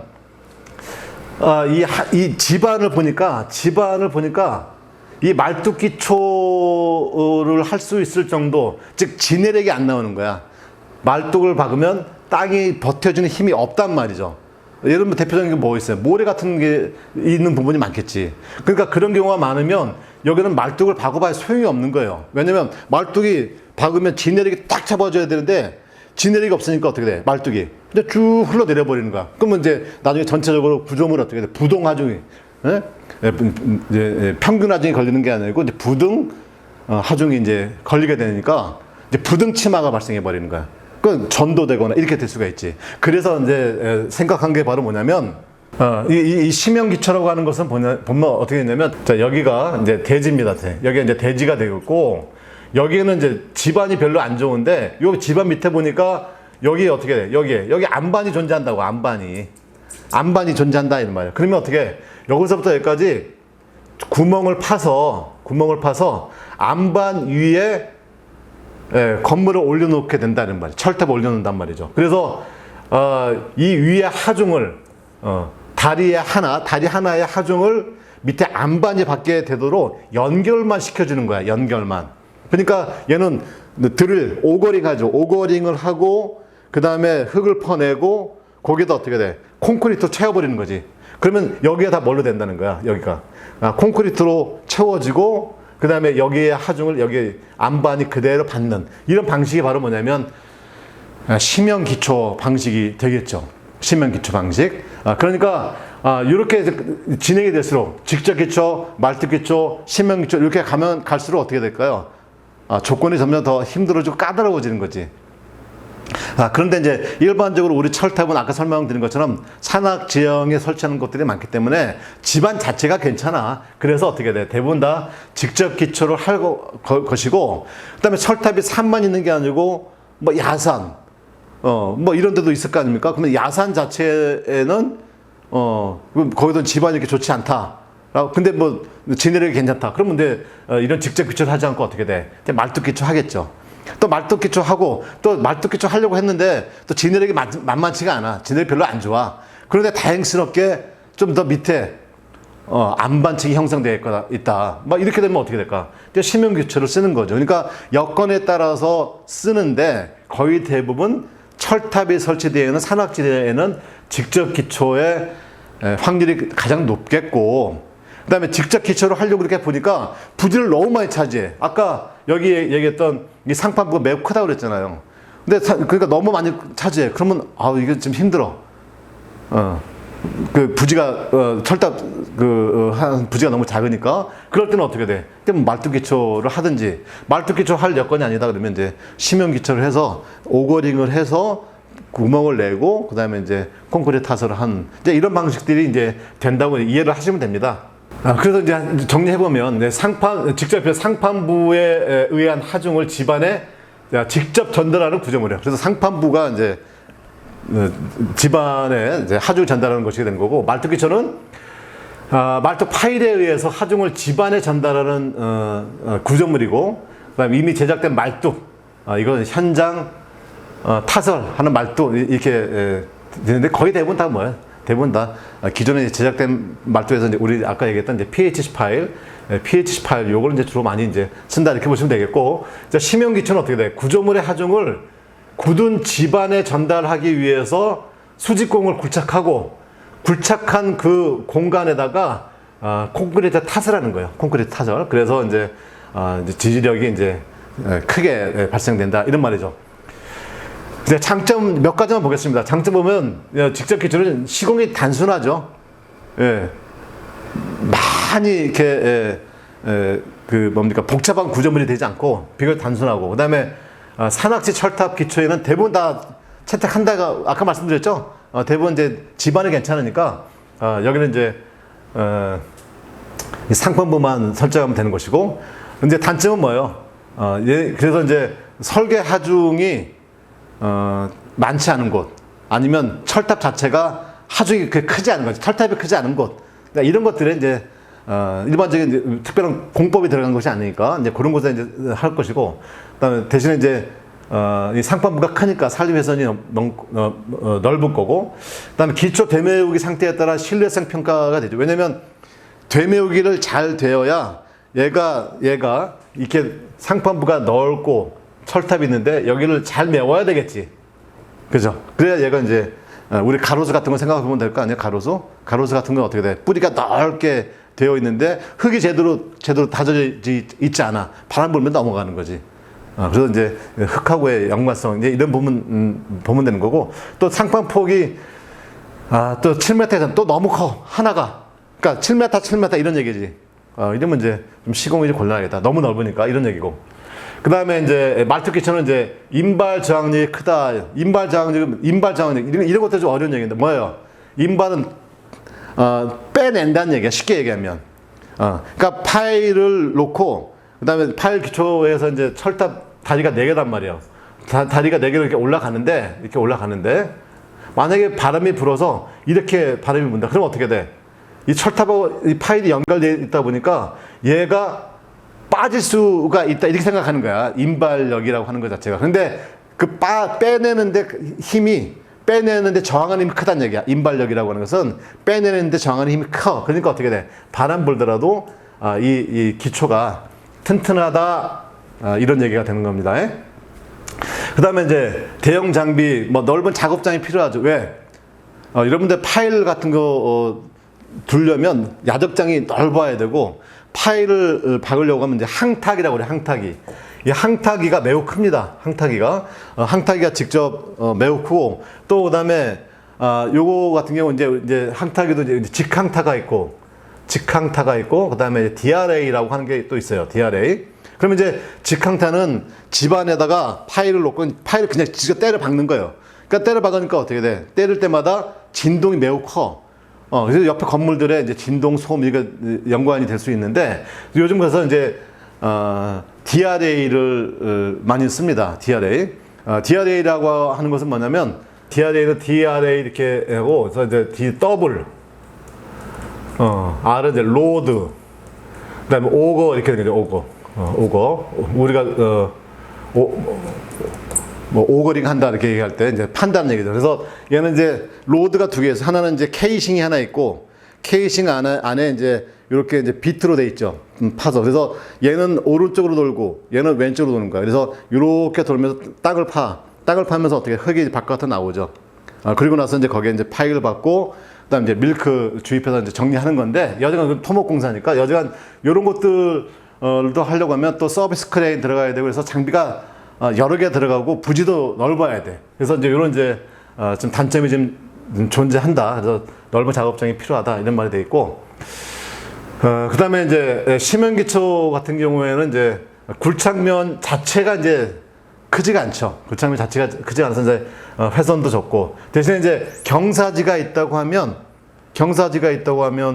이 경사지 부분에 이 경사지가 이렇게 있다 그러면 여기에 이제 말뚝을 박아야 될 거 아닙니까? 여기 하나 말뚝 박고 여기 하나 말뚝, 이럴 때는 이제 어떤 이제 영향력이 좀 유리하다 이런 말이 되는 거고, 그다음에 이제 용수나 지하 수위가 높은 지층에는 안 되겠지. 왜냐면 콘크리트 타설을 해서 넣어야 되는데 지층에 물이 많아. 그럼 콘크리트 타설해서 넣어버리면 어떻게 해? 콘크리트 강도가 안 나오는 거죠. 강도 안 나오는데 이제 이런 이제 단점들이 존재한다. 이렇게 보시고, 이 토목 문제가 나와서 좀 설명이 좀 길어지긴 했는데, 이런 것도 일단 참고를 하시고, 이런 문제도 나올 수 있구나. 이 정도 수준으로 이제 이해를 하시면 되지 않을까 싶습니다. 예, 이제 7번, 이제 철공진의 종류와 방지 대책에 대해 설명을 하겠습니다. 자, 먼저 이제 철공진에 대한 이제 설명을 해야 되는데, 그럼 철공진이 뭐냐? 정의부터 먼저 봐야 되겠죠? 자, 철공진은 계통에서 변압기가 열화 또는 전류와 전압의 파형 왜곡, 뭐 과전압, 과전류 발진 등에 의해서 여지간 변압기에 어떤 영향이 미쳐주었다 이는 말이야. 변압기에 어떤 영향이 가해져서 변압기 인덕턴스에 소자가 포화되고, 그래서 그 포화된 크기하고 정전 용량, 캐패시턴스하고의 크기가 거의 같아지게 되면 어떻게 돼? 공진이 일어나겠죠. 그래서 그 공진이 일어난다. 그게 바로 뭐야? 정기적인 상호작용에 의해서 비선형성 진동 현상이 발생되는 것. 이것이 바로 이제 철공진이다. 이렇게 얘기합니다. 이 철공진의 종류는 기본파 철공진, 특수 철공진 이렇게 나눠지는데, 자, 기본파는 우리 상용주파를 얘기하는 거고, 상용주파가 아닌 것들 중에 대부분은 뭐가 되냐면 다 고주파가 되죠. 그래서 이제 특수 철공진 이상전압이다. 그러면 이제 고주파에 의한 공진이다. 이렇게 보시면 돼. 그래서 이제 기본파 철공진은 대표적인 예가 이제 선로의 단선 시 발생하는 이상전압이죠. 이게 단선과 같은 개념이 바로 뭐예요? 단선. 그다음에 차단기 불안정한 투입, 퓨즈 용단. 이게 이제 일종의 단선과 같은 이런 내용이죠. 그래서 회로가 단선 상태가 되면 변압기 여자 임피던스하고 선로 정전 용량이 직렬공진을 일으킨다. 직렬공진. 그다음 특수철공진 이상전압은 이제 철심이 있는 리액터가 포화된다고 하면 거기서 이제 다양한 고주파가 발생이 되죠. 그래서 이제 고주파 전압 전류가 발생하고, 회로가 이 고주파에 공진하는 거죠. 회로가 고주파 공진했을 때 발생하는 이제 현상이다. 예. 자, 그래서 이제 그거 이제 대표적인 게 이제 기본파 철공진의 여러분들 요 그림 기억하시죠? 수업 시간에 설명드렸고, 밀만의 정리도 설명하고, 뭐 태분의 정리, 뭐 중첩의 정리로 다 유도해드렸던 이런 내용들이죠. 그래서 등가위로 이렇게 정리됐고. 그래서 여지간, 자, 이랬을 때, 문제는 뭐예요? 이제 방지 대책이죠, 방지 대책. 그럼 이제 기본파 철공진하고 특수철공진이 발생되는 것에 대한 방지 대책이 뭐냐? 그럼 기본적으로 기본파 철공진은 뭐라고 했어요? 회로의 단선이라고 했잖아요. 단선과 같은 형태, 개폐기류의 불확실한 투입, 뭐 표지 용단, 실제 단선. 그러니까 이런 것들이 어떻게 돼? 발생하면 안 되지. 그러니까 투입 차단이 어떤 확실하게 동시에 투입된다거나 아니면 이제 단선이 확실하게 이제 예방이 되게 되면 기본파 철공진은 기본적으로 예방할 수 있다 이런 말이고, 이제 특수철공진은 포화에 의한 리액턴스 포화에 의한 문제이기 때문에 대부분이 바로 뭐냐면 이제 계기형 변압기 2차 개방 단자가 있으면 이건 이제 특수철공진 같은 경우는 어떻게 돼? 비접지에서 발생하는 거죠. 비접지에서. 그래서 이제 저항을 삽입을 하더라 이런 얘기입니다. 자, 이제 단순한 기본파 철공진은 이론적으로 다 해명되어 있는데 과도 상태 및 복잡한 계통에서 회전기와 조합해서 발생하는 특수철공진, 또 이런 전압도 발생한다는 얘기죠. 여기는 뭐야? 미해명의 분야가 많다. 이건 제가 하는 얘기가 아니고, 이건 기술 계산 핸드북, 전기설비 기술 계산 핸드북, 거기에 이제 나와 있는 건데, 요거 이제 일본 책을 번역한 책이거든요. 그 책에 이렇게 나와 있다. 이렇게 보시면 되겠습니다. 자, 8번. 이제 전력 계통의 저주파 진동에 대해서 설명하라. 저주파 진동. 그러면 이제 이 전력계통의 저주파 진동 현상이 왜 발생되는가? 이제 이걸 한번 좀 따져봐야 될 이런 내용들이죠. 자, 그래서 이제 답안지 작성할 때는 1번. 자, 전력계통의 저주파 진동. 이게 뭐냐? 정의가 들어가야 되겠지.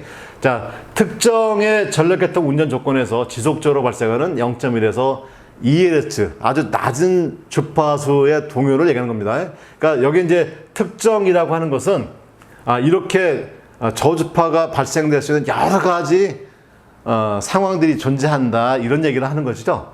자, 그러면 이제 전력계통의 저주파 진동의 발생 원인, 어떤 일종의 메커니즘을 보게 되면 첫 번째가 전력 수요가 급증하는 거죠. 지금. 그래서 발전기 단위 용량이 증가한다. 발전기 단위 용량 증가, 또 변압기 자체 용량의 증가 이런 것들이 나오죠. 그래서 전력 설비가 확장되면 계통 자체가 커지고, 그래서 어떻게 돼? 발전기든 변압기든 이 자체의 리액턴스가 어떻게 커지는 거죠. 자체 커집니다. 물론 이제 계통이 대형화된다 그러면 어떻게 전체적으로 이제 임피던스가 작아지는 건데, 발전기나 변압기 개개의 리액턴스가 증가하더라 이런 말이에요. 자, 이로 인해서 계통의 이제 안정도 여유가 감소하더라 이런 얘기죠. 우리가 이제 우리가 발전기, 변압기, 그 다음 송전선로 이렇게 됐을 때, 요 자체들이 커지면 어떻게 돼? 이 자체가 커지면, 이 직렬 쪽에 임피던스가 커지고, 이 임피던스가 커져서 송전선로의 어떤, 송전 용량이 좀 줄어들고, 그래서 안정도에 좀 문제가 생긴다. 뭐 이렇게 간단하게 좀 이해하실 수 있으면 됩니다. 자, 이를 보상하기 위해서 발전기 전압의 신속한 변동이 가능한 소극여자기를 채용했다는 말이에요. 그래서 소극여자 방식 또는 뭐 초소극여자 방식을 채용한 거죠. 자, 그럼 여러분들 제가 수업 시간에 이걸 어디서 설명드렸냐면 PSS 때 설명드렸었죠. 전력 계통화 장치, 계통 안정화 장치. 이걸 설명할 때 왜 PSS를 부과했느냐?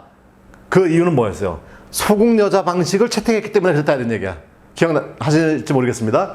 자, 그러면 자, 소극여자기 도입은 어떤 문제가 생기느냐? 자, 말은 길게 했지만 해당되는 가장 중요한 건 뭐예요? 네거티브 댐핑이죠. 네거티브 댐핑이 발생하더란 얘기야. 자, 한마디로 정리하면 이런 거죠. 자, 소극여자 방식을 채택해서 기계적으로는 탑 전압, 즉 최고 전압을 이미 만들어 놨어. 그런데 이 소극여자 방식을 채택했지만 결국 전압을 만들어내는 것은 여자 전류에 의해서 계자 코일에 여자가 되어서 이 계자 권선이 제대로 자기 능력이 되어야만 자석을 만들어낸다는 말이야. 그런데 얘는 이 코일이기 때문에 시간적인 지연이 발생하는 거죠. 그러니까 기계적으로 전압을 확립하고 전기적으로 시간차가 발생되어서 시간 지연이 발생되다 보니까 이제 기계적 그다음에 전기적 두 개의 차이에 의해서 에너지가 해소될 방법이 없죠. 에너지 해소될 방법, 그게 이제 결국 어떻게 해소가 돼? 발전기를 어떻게 두루루 떨게 만드는 거지, 발전기를. 그래서 이제 그 일종의 이제 저주파 진동 현상이 이제 발생이 되더라, 이런 얘기입니다. 이제 종류를 보면 이제 광역 진동 모드, 그다음에 지역 모드, 이게 있어요. 그러니까 광역 모드 있고 지역 모드가 있다. 그러면 이제 지역 모드는 뭐 개별 발전기에 의한 것이고, 그다음에 광역은 어떻게 됐어요? 다수의 이제 광역적인 이제 발전기들이 이제 서로 동의하는 것이다, 이렇게 되고, 이제 대책은 보면 물론 이제 PSS 넣으면 다 해결되는 겁니다. 근데 답안지는 그렇게 답안지의 작성하기가 마땅치 않으니까 설비 운영 측면에서는 AVR을 수동 운전해라, 무슨 얘기예요? 소국 여자 방식을 채택하면 다 자동 운전되는 거잖아. 그 다음에 이제 발전기 출력 조정하고 단자전압 상승 운전, 요것이 이제 설비 운영 측면에서 하고, 설비 보강 측면에서는 이제 PSS를 부과하라, 이런 얘기고, 그 다음에 발전소에 이제 정지형 무해조력 보상장치 SVC도 설치하고, 그 다음에 팩트 설비도 도입해라, 이런 얘기가 되는 거죠. 그래서 요거 그림 뭐 참고로 넣었는데, 요거 우리 PSS 설치할 때 요게 바로 뭐예요? 요게 이제 PSS를 부과하는 것이죠. 부과하는 것이고, 그 다음에 이제 이 네거티브 댐핑이 뭐냐, 요걸 얘기하는 거죠. 그러니까 이 댐핑이 이 제동이 되지 않는다는 말이에요. 그래서 이제 네거티브 점점 커지고, 이게 포지티브가 되면 어떻게 돼? 제동이 이제 줄어드는 거죠. 그래서 요건 이제 PSS를 부과하면 이렇게 됐다는 얘기고, PSS를 부과하지 않으면 어떻게 된다는 얘기야. 이렇게 네거티브 댐핑이 발생한다. 이제 이런 내용이 이제 답안지에 들어가면 좋겠다. 이거 이제 수업 시간에 관련된 내용 설명했으니까 충분히 이해되시리라 믿습니다. 9번 문제 한번 보겠습니다. 한국 전기설비 규정에 따른 풍력 발전기 운전 중에 발생하는 이상 상태의 종류, 그 다음에 그것에 대한 영향, 이렇게 설명하라, 이런 얘기입니다. 그러면 이제 KC 한번 봤습니다. 사실 요 문제 나오면 저도 이거 손 못 댑니다. 이걸 어떻게 문제 풀 수 있어요? 이거 불가능한 얘기고, 참고로만 한번 보십시오.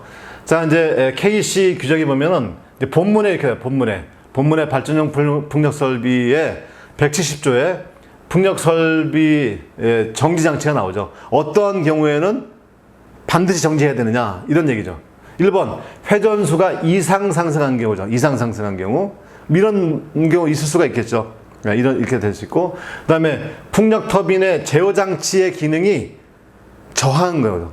그러니까 제어 장치 기능이 상승했다, 이런 얘기는 있을 수가 없는 거니까, 이게 이제 비정상적으로 저하한 경우다. 그러니까 각종 어떤 보조기기들의 이상에 의해서 제어 장치 기능이 이제 저하되는 경우 있을 거고, 그 다음에 이제 풍력 터빈은 이제 수동으로 긴급 정지하고자 할 경우, 이런 경우는 어떻게 돼? 자동적으로 정지하거나 아니면 이제 전격 속도 이하로 유지해야 된다, 이게 돼 있고, 그 다음에 이 한국 전기설비 규정 KC 분산형 전원 설비 530의 풍력 발전 설비가 별도로 있습니다. 거기 보면 풍력 터빈의 정지 장치의 시설, 이렇게 돼 있어요. 그래서 보면 자, 기술 기준 170조, 요거죠.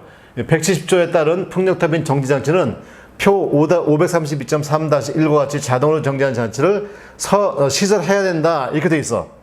그러면 그건 어떻게 되어 있느냐, 이렇게 보면, 자, 풍력 터빈의 회전 속도가 비정상적으로 상승한 경우, 아까 본문에 나왔던 내용이고, 그 다음에 풍력 터빈의 컷 아웃 풍속, 이건 당연히 정지해야 되겠죠. 왜? 컷 인 해서 발전을 시작하면 컷 아웃에서 끝나야 돼. 왜 컷 아웃에서 끝나지 않으면 어떻게 돼? 그건 이제 태풍이 부는 거니까, 태풍 속도이기 때문에 당연히 정지해야 되고, 그 다음에 이제 이게 이제 이상에 의한 기능 저하죠. 그러니까 베어링 온도가 과도하게 상승했다거나, 그다음에 나셀이 과도하게 진동했다거나, 그다음에 아부 장치의 유압이 과도하게 저하된 경우나, 그다음에 공기압이 과도하게 저하된 경우, 그다음에 이제 전원 전압이 과도하게 저하된 경우, 이런 경우들이 발생하게 되면 어떻게 하는 얘기예요? 자동으로 정지해라, 이런 얘기야. 자, 이제 이게 이제 하나로 이제 정리해 보면은 이제 본문에 나와 있는 내용이 뭐였어요? 자, 비정상적으로 상승한 경우, 그다음에 제어 장치의 기능이 비정상적으로 저하한 경우, 세 번째, 풍력 터빈을 수동으로 긴급 정지하고 할 경우, 이게 이제 본문에 나와 있는 것이고, 거기에 이제 530에 들어가 있는 테이블에선 이제 컷아웃 풍선이 하나 더 들어가고, 그 다음에 요 부분이 들어간 거죠. 그래서 전체 이제, 이게 이 작성을 해보자면 이렇다는 얘기야. 정상적으로 상승한 경우, 컷아웃 풍선, 그 다음에 비정상적으로 저항한 경우에 이제 1, 2, 3, 4, 5번, 그 다음에 마지막 풍력탑은 이제 수동으로 긴급 정지하고자 할 경우, 이렇게 된 거죠. 그 다음에 이것에 대한 영향이 뭐냐, 이거예요, 영향. 자, 그러면, 영향이 뭘까요? 그러니까 지금, 얘네들이 지금 정격으로 회전하지 않고 있는 거거든. 정격으로 회전하고 있지 않아서, 정격보다 과상승했다거나, 정격보다, 부족, 속도로, 회전하고 있다거나, 라고 한다면, 정격을 벗어나는 거예요. 정격을 벗어나면 가장 크게 딱 먹어 나오는 거예요. 효율이 떨어지는 거예요, 효율이. 무조건 효율 떨어지고, 효율이 떨어진다는 얘기는 뭐가 증가하니까? 손실이 증가하는 거죠. 그래서 정격을 벗어나면 효율 감소, 손실 증가, 이게 당연한 얘기고. 그 다음에 회전체니까 다음은 어떻게 돼? 소음 진도. 이런 얘기는 뭐 기본적인 얘기가 될 거고, 그 다음에 기기의 체결, 이런 것도 고려해 볼 수 있죠. 불량이 나올 수 있는 거니까. 그래서 이제 부분적인 이제 파손이 발생할 것이고, 이걸 계속 지속하면 어떻게 돼?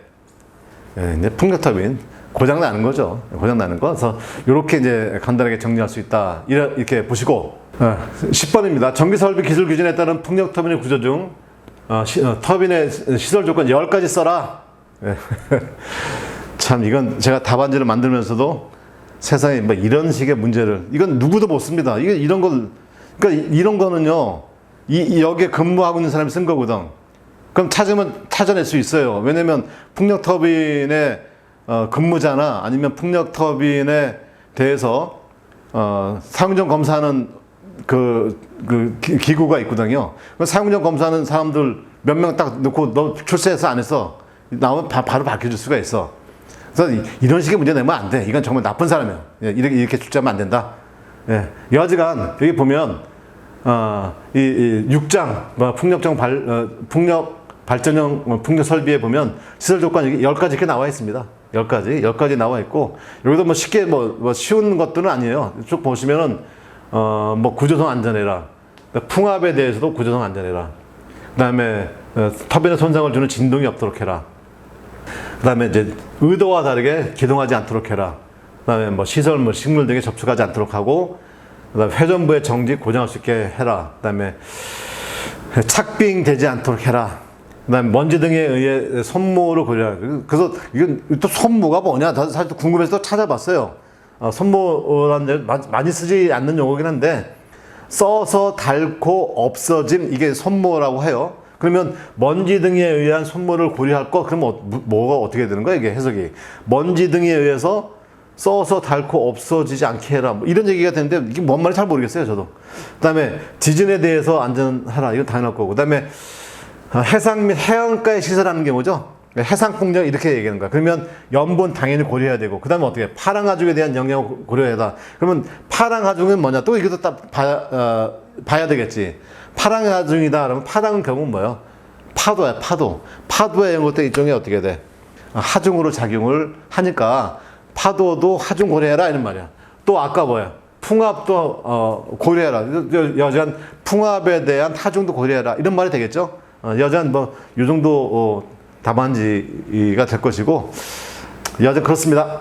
자, 이제 11번입니다. 자, 지중 성전선로에서 발생할 수 있는 프리스낵 현상과 이를 방지하기 위한 스낵 퍼설 방식에 대해 설명하라. 이제 답안지는 이제 기술 용어 해설집에서 이제 풀이를 했는데, 이제 이렇게 한번 생각해 봅시다. 이제 지금 전제 조건이 이제 지중 성전선로죠. 그러니까 프리스낵 현상은 지중 성전선로에서만 발생하는 겁니다. 우리가 지중 성전선로 할 때 우리가 이제 일반 건축물에서는 케이블 트레이라고 하는 것을 트레이를 써서 이제 케이블을 포설을 하고, 그다음에 암거식이랄지 이제 관로식의 어떤 매놀이나 이런 부분에 있어서, 여기서 이제 특히 이제 지중 성전선로니까 암거식을 얘기하겠죠. 암거식 같은 경우에서는 그거 대부분 이제 케이블 렉이라고 얘기합니다. 케이블 렉. 그럼 케이블 렉이라고 하는 것은 이런 벽면에 이렇게 이제 구조물이 있겠죠. 그럼 이 벽면 있으면 이 벽면에 여기 이제 행거가 있겠죠. 여기 이제 일종의 이제 지지죠, 지지대를 설치하고 이 지지대에다 어떻게 돼? 여기 이제 이렇게 행거를 설치합니다. 행거를. 그래서 이 행거가 이 지지대, 이쪽에 스텐션이거든. 이 스텐션에 딱딱하고 들어가게 만들어 놨어. 그래서 여기다 이제 이렇게 케이블을 이렇게 포설을 하는 겁니다. 이렇게 케이블 포설을 해. 자, 이렇게, 돼 있는 것에 대한 그림이 이제 여기 있다 이렇게 보시면 돼. 여기에. 그러면 여기 이제, 얘가 말씀드렸던 이게 뭐냐면, 이제 지지대. 스텐션이 되는 것이고, 거기에 이게 이제 행거가 이렇게 이제 설치가 되어 있고, 요것도 이제, 이거 일종의 또 지지대가 되죠. 자, 여기에 이제 케이블이 이렇게 가는 거고, 이 케이블을 잡아주는 요것이 뭐냐면, 여기 일종의 이제 크리트가 돼. 케이블, 크리트. 이렇게 돼 있죠. 자, 그러면 이제, 여기 이제 기본적인 설명을 좀 해드려야 될 게 뭐냐면, 자, 케이블을 이렇게 이제 크리트로 이렇게 잡아줍니다. 크리트로 잡아줘. 이 크리트로 잡아주는 요 자체가 뭐냐면, 이제 행가가 된 거지, 행가. 이렇게, 행가가 있다고 가정하고. 그 다음 케이블은 이렇게 간단 말이에요, 케이블은 이렇게 가죠. 케이블을 이렇게 그냥 만들어 놓으면, 전체적으로 이제 쭉 길게 되지 않겠습니까? 그러면 케이블에 전류가 하면 열이 발생을 할 거고, 열 발생하면 케이블은 어떻게 돼? 열 발생된 것이 외부로 빠져나갈 방법이 없어요. 그러니까 케이블 자체가 어떻게 돼? 내 안에 있는 동이 팽창을 한다, 팽창. 동이 팽창을 하니까, 이런 경우에는 양쪽으로 팽창하겠죠. 양쪽으로 팽창해. 그런데 이 끝부분은 어떻게 돼? 예를 들어서 끝부분을 이렇게 휘어지는 있다라고 하면 어떻게 돼? 여기선 팽창이 어떻게 돼? 이쪽으로 팽창하려고 하는 거죠. 그래서 여기 딱 잡아버렸단 말이야. 끝부분을 딱 잡아버리니까 어떻게 돼? 팽창이 안 되는 거예요. 팽창이 안 되면 어떻게 돼? 어디선가에서 팽창을 잡아줘야 되다 보니까 얘가 어떻게 해? 얘가 이렇게 굽어진단 말이야. 이렇게 굽어진단 말이야. 이게 소위 말하는, 이게 바로 뭐냐면 이제 스낵 현상이 발생되는 거죠. 그러면 한쪽이 발생하기 시작하면 모든 열이 여기 집중해 버리니까 얘가 극단적으로 이렇게 만들어지네. 이렇게 극단적으로. 그럼 결국 이제 케이블이 손상받을 수 있는 거죠. 이런 현상을 뭐라고 그래? 프리스낵 현상이다. 이렇게 얘기하는 거야. 프리스낵 현상. 그러면 이 프리스낵 현상이 발생하지 않게 하려고 하면 어떻게 하면 될까? 않게 하려고 하면 미리 스낵을 줘버리는 거죠. 미리. 그러면 예를 들어서 여기입니다. 여기 이제 한 피치라고 하는데, 자, 여기에 이제 여기서 이렇게 여기에 일종의 이제 여기 이제 이렇게 이제 스낵을 만든 겁니다. 스낵. 이게 약간의 스낵을 주는 거죠. 그러니까 케이블 포설할 때 스낵을 조금씩 주는 거야, 이렇게. 스낵을 쭉 주면 팽창하면 어떻게 돼? 이미 요쪽으로 이렇게 굽어져 있으니까 밴딩 된 곳으로 이렇게 더 증가한단 말이야, 이렇게. 그러면 이제 그림은 이렇게 많이 표현되어 있는 것 같지만 실제로 요 한 피치가 그렇게 크지 않거든요. 보통 한 10m 정도 내외가 돼. 10m 내외가 되니까 약간씩 더 이렇게 어떻게 돼? 이 밴딩 이걸 더 잡아주지. 그랬다가 이제 겨울 돼서 이제 또 수축하면 어떻게 돼? 수축되니까 다시 또 이렇게 또 반대로 이렇게 또 내려오게 되는 거죠. 그래서 이렇게 미리 군데군데 스낵을 만들어 놓으면 열 팽창 신축에 따라서 한 곳으로 집중되어 있었던 이 스낵, 그 한 곳에 집중되어서 케이블에 손상시켜주던 절여체 영향을 주게 되는 거죠. 이런 것들은 어떻게 돼? 군데 분산시켜 버리는 거지. 예, 그렇게 생각해 보시면 이제 금방 이해가 될 수 있는 겁니다. 그래서 이제 프리스낵 현상이란 뭐냐? 케이블 경과주 중에 열 발생에 의한 신축이 집중되는 부분에서 케이블이 극단적인 구부러짐 현상이 발생되죠. 아까 말씀드린 것처럼 한 곳으로만 다 가게 된단 말이야.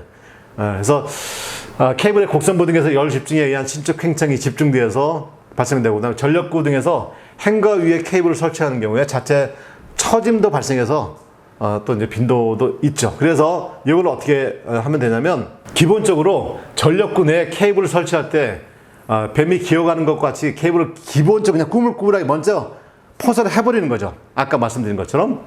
그래서 이제 이 열 신축은 스낵 형상의 변화에 따라서 흡수되기 때문에 맨홀에서의 케이블 신축은 현저히 감소되고, 뭐 옵셋 길이도 줄일 수가 있고, 스낵 변곡점 또는 끝부분을 크리트 딱 고정하면 직선적으로 설치할 때보다도 훨씬 작은 구성력으로 이제 구석이 될 수 있다, 고정될 수 있다, 이런 얘기고, 그다음에 요거 이제 보면 보통 다 어떻게 돼요? 한 피치가 3, 4, 5든 1, 2, 4든 다 10m 이내란 말이에요. 그래서 10m 이내마다 시스 정도의 굵기로 그러니까 이렇게 눈에 확 뛰어날 정도는 안 돼요. 눈에 확 뛰어날 정도는 아니고 위에서 보게 되면 이제 이런 식으로 이제 될 것이고, 그 다음에 이제 평면에서 보면 얘가 어떻게 돼? 이렇게 갔다가 이렇게 쳐지는 거지. 이렇게 예. 가면서 한번 쳐지고 또 가면서 쳐지고 이렇게 되겠죠. 그래서 이 수평하고 수직으로 전부 다 이렇게 스네이크 된다, 이렇게 보시면 될 것 같습니다. 네, 이제 가공송전선에서 발생할 수 있는 부식 한번 설명을 해보도록 하겠습니다. 이것도 내용은 문제도 괜찮은 내용입니다. 가공송전선의 부식은 전선이 이제 외부로부터 화학적 정기적 작용에 의해 소모되어 가는 현상이다. 이게 정의를 이렇게 한번 먼저 내려보고 가는 거죠. 답안지는 이렇게 정의를 정확히 해줘야 되니까. 자, 종류를 보면 대기 부식, 그다음에 전해 부식, 그다음에 간극 부식, 코로나 부식 이렇게 있습니다. 여러분들 이거 다 기억하실지 모르겠습니다. 제가 수업 시간에는 코로나 부식에 대해서만 얘기했고, 그다음에 우리 일반적인 이제 방식공사. 방식공사에서 언더그라운드에서 벌어지는 일을 얘기를 했었죠. 거의 대부분 이제 습식에 의한 것들이었는데, 사실 여기는 뭐가 되는 거예요? 대부분 다 이제 건식이지, 건식. 예. 자, 이제 건식에 이제 크게 나눠보면 이렇게 4가지 정도가 되더라, 이런 얘기고. 자, 이 대기부식의 첫 번째 보겠습니다. 기본적으로 이제 녹스하고 속스죠. 얘네들 자체가 이제 강산성 물질입니다. 그래서 속스하고 녹스가 많이 배출되어지는 곳에 가공송전선로를 설치를 하게 되면은 이 녹스에 의해서 질산, 속스에서 이제 황산 등이 이제 부식을 시키는 거죠. 이 부식을 시키는 것도 보면 이제 유니폼 콜로전에 있고 피팅 콜로전 이렇게 되어 있습니다. 유니폼 콜로전은 여전한 이 골고루 케이블 전면에 걸쳐서 발생되는 것이고, 피팅은 제가 피팅은 여러분들 언제 설명을 했는지 기억 혹시 나십니까? 예, 화력발전소 발전구가 할 때 무슨 사이클? 예, 제열 사이클 할 때 설명했고, 그 다음에 랭킹 사이클 할 때도 랭킹 사이클의 효율 향상 방법 하면서 그때 피팅을 얘기 한번 했었어요. 그러니까 이 피팅이라고 하는 것은 부분적으로 핏이 가해지는 거지, 핏이. 예. 그래서 이 부분적으로 이제 국부 지역에서 발생되는 이제 구멍이다, 이렇게 되겠죠. 야, 이건 기본적으로 대기에 존재하는 거니까 얘를 전부 다 코팅하기 전에는 방법이 없는 거야.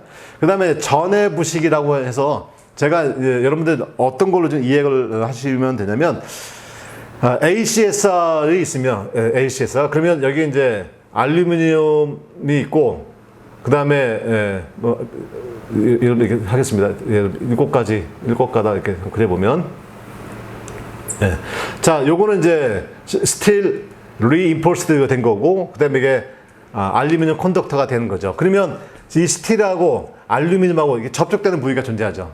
이 접촉되는 부위는 얘하고 전기 전도도가 다르죠. 전기 전도도 다르고 자연 전위도 달라. 자연 전위 다르고, 그러면 요 이제 주위는 이제 항상 이제 공기가 있고, 공기에 또 수분이 존재한다고 하면 수분 자체가 일종의 이제 또 전해 액처럼 되는 거죠. 그래서 어떻게 둘 사이에 전자를 교환하면서 부식이 발생되는, 이것이 바로 이제 전해 부식이다라고 했고, 그래서 이제 이것을 없애기 하기 위해서 어떻게 돼? 요 스틸 자체를 뭘로? 알루미늄 재질로 피복을 한다, 이렇게 했었죠. 피복을 한다. 그래서 피복을 하게 되면은 여기가 이제 알루미늄 재질되고 여기도 알루미늄 재질되니까 이런 이제 전해 부식이 발생하지 않는다. 기억하실 겁니다. 그래서 ACSR, AW다 이렇게 해서 AW. 그러면 이건 뭐냐면 알루미늄 컨덕터죠. 도체는 알루미늄 컨덕터고, 그다음에 스틸 리인포스 된 것은 뭐야? 이 강선은 뭘로? 알루미늄으로 클레드, 옷을 입혔다, 이런 말이지. 그래서 알루미늄 피복 강선이다, 이렇게, 그죠? 알루미늄 케이블, 알루미늄 피복 강선, 이렇게 설명을 드렸었습니다. 그렇게 이제 전해 부식이고, 이제 간극 부식이라고 하는 것은 크레바스라고 하죠. 크레바스. 여러분들 요 크레바스 내가 언제 또 설명을 드렸는지 기억하십니까? 예, 가공송전선로 할 때, 예, 현수 예자의 종류할 때 크레바스를 설명했습니다. 그래서 이 크레바스라고 하는 건 제가 어디서 예를 들어 설명을 드렸었냐면, 우리가 이제 히말라야 등반할 때 요렇게 올라간다고 하면 여기 눈이 오면 어떻게 돼? 여기 살짝 덮인다고 그랬죠? 이게 이제 협곡이에요, 협곡. 그래서 눈이 오고 얼음이 얼면 어떻게 돼? 이렇게 싹 여기가 이제 덮여버리는 거야. 그럼 사람이 지나갈 때 어떻게 돼? 여기서 툭 떨어져 버리는 거지. 그래서 요걸 뭐라고 해요? 요거를 크레바스다 이렇게 해서 크레바스. 그래서 요 사이가 이제 크레바스가 되는데 지금 얘는 뭐냐면 이 전선 표면에 흠집 등이 존재하는 거죠. 그래서 예를 들면 ACSR 선이 있는데 여기에 이렇게 흠집이 존재하는 거예요. 이렇게 흠집이. 이 흠집에 뭐가 들어가는 거야? 제일 중요한 거. 네. 여기에 염소예요, 염소. 여기에 이제 CL이 들어가면 이 CL은 계속 파고 들어가는 겁니다. 지가 입으로 막 파고 더 들어가. 이게 CL만, 염소만의 고유 특징이야.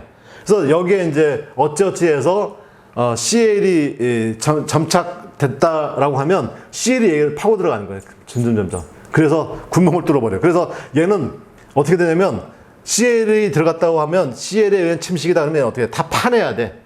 다 파내야 되는 겁니다. 그래서 파내는 것 자체가 힘드니까 처음부터 얘는 이제 케이블 폿을 할 때 어떻게 돼? ACSR, 그래서 알루미늄이니까 피복의 손상 받기가 쉽죠. 그래서 피복 손상이 되지 않도록 처음에 간성공사, 즉 이 가성공사 자체를 잘해줘야 된다. 잘해줘야 된다. 그게 이제 대책이다 이렇게 얘기했고, 그 다음에 이제 코로나가 발생되면 코로나 주위에서 어떻게 공기 절연이 깨지죠. 경계 절연이 깨지면서 거기서 어떻게 돼? 거기서 이제 오존이 발생한다. 이렇게 설명 한번 드렸었죠. 그래서 오존이 이렇게 발생하게 되면 오존은 뭐라고 했어요? 엄청나게 강한 독극물입니다. 독극물. 이 독극물의 강산성이지. 그것에 의해서 어떻게 돼? 또 ACSR의 표면에 또 손상을 가한다. 그런 이제 제가 이제 코로나 때 설명드렸던 내용이니까 이게 기본적으로 이렇게 네 가지에 의해서 가공송전선로의 그 케이블이 부식을 당하고 있다. 이렇게 이해를 하시면 되겠습니다.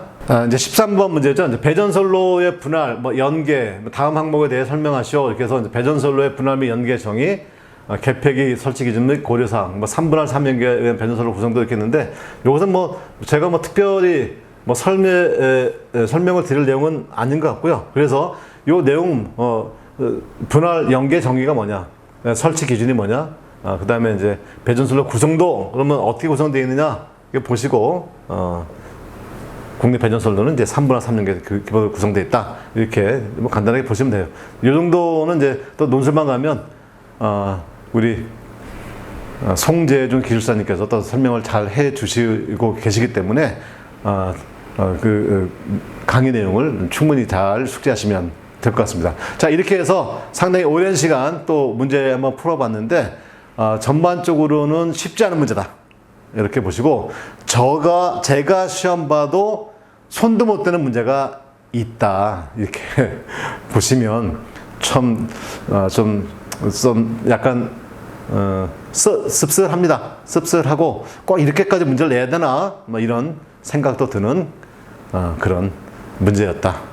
이렇게 한번 간단하게 총평 내릴 수 있겠습니다. 자, 여러분, 고생 많으셨습니다.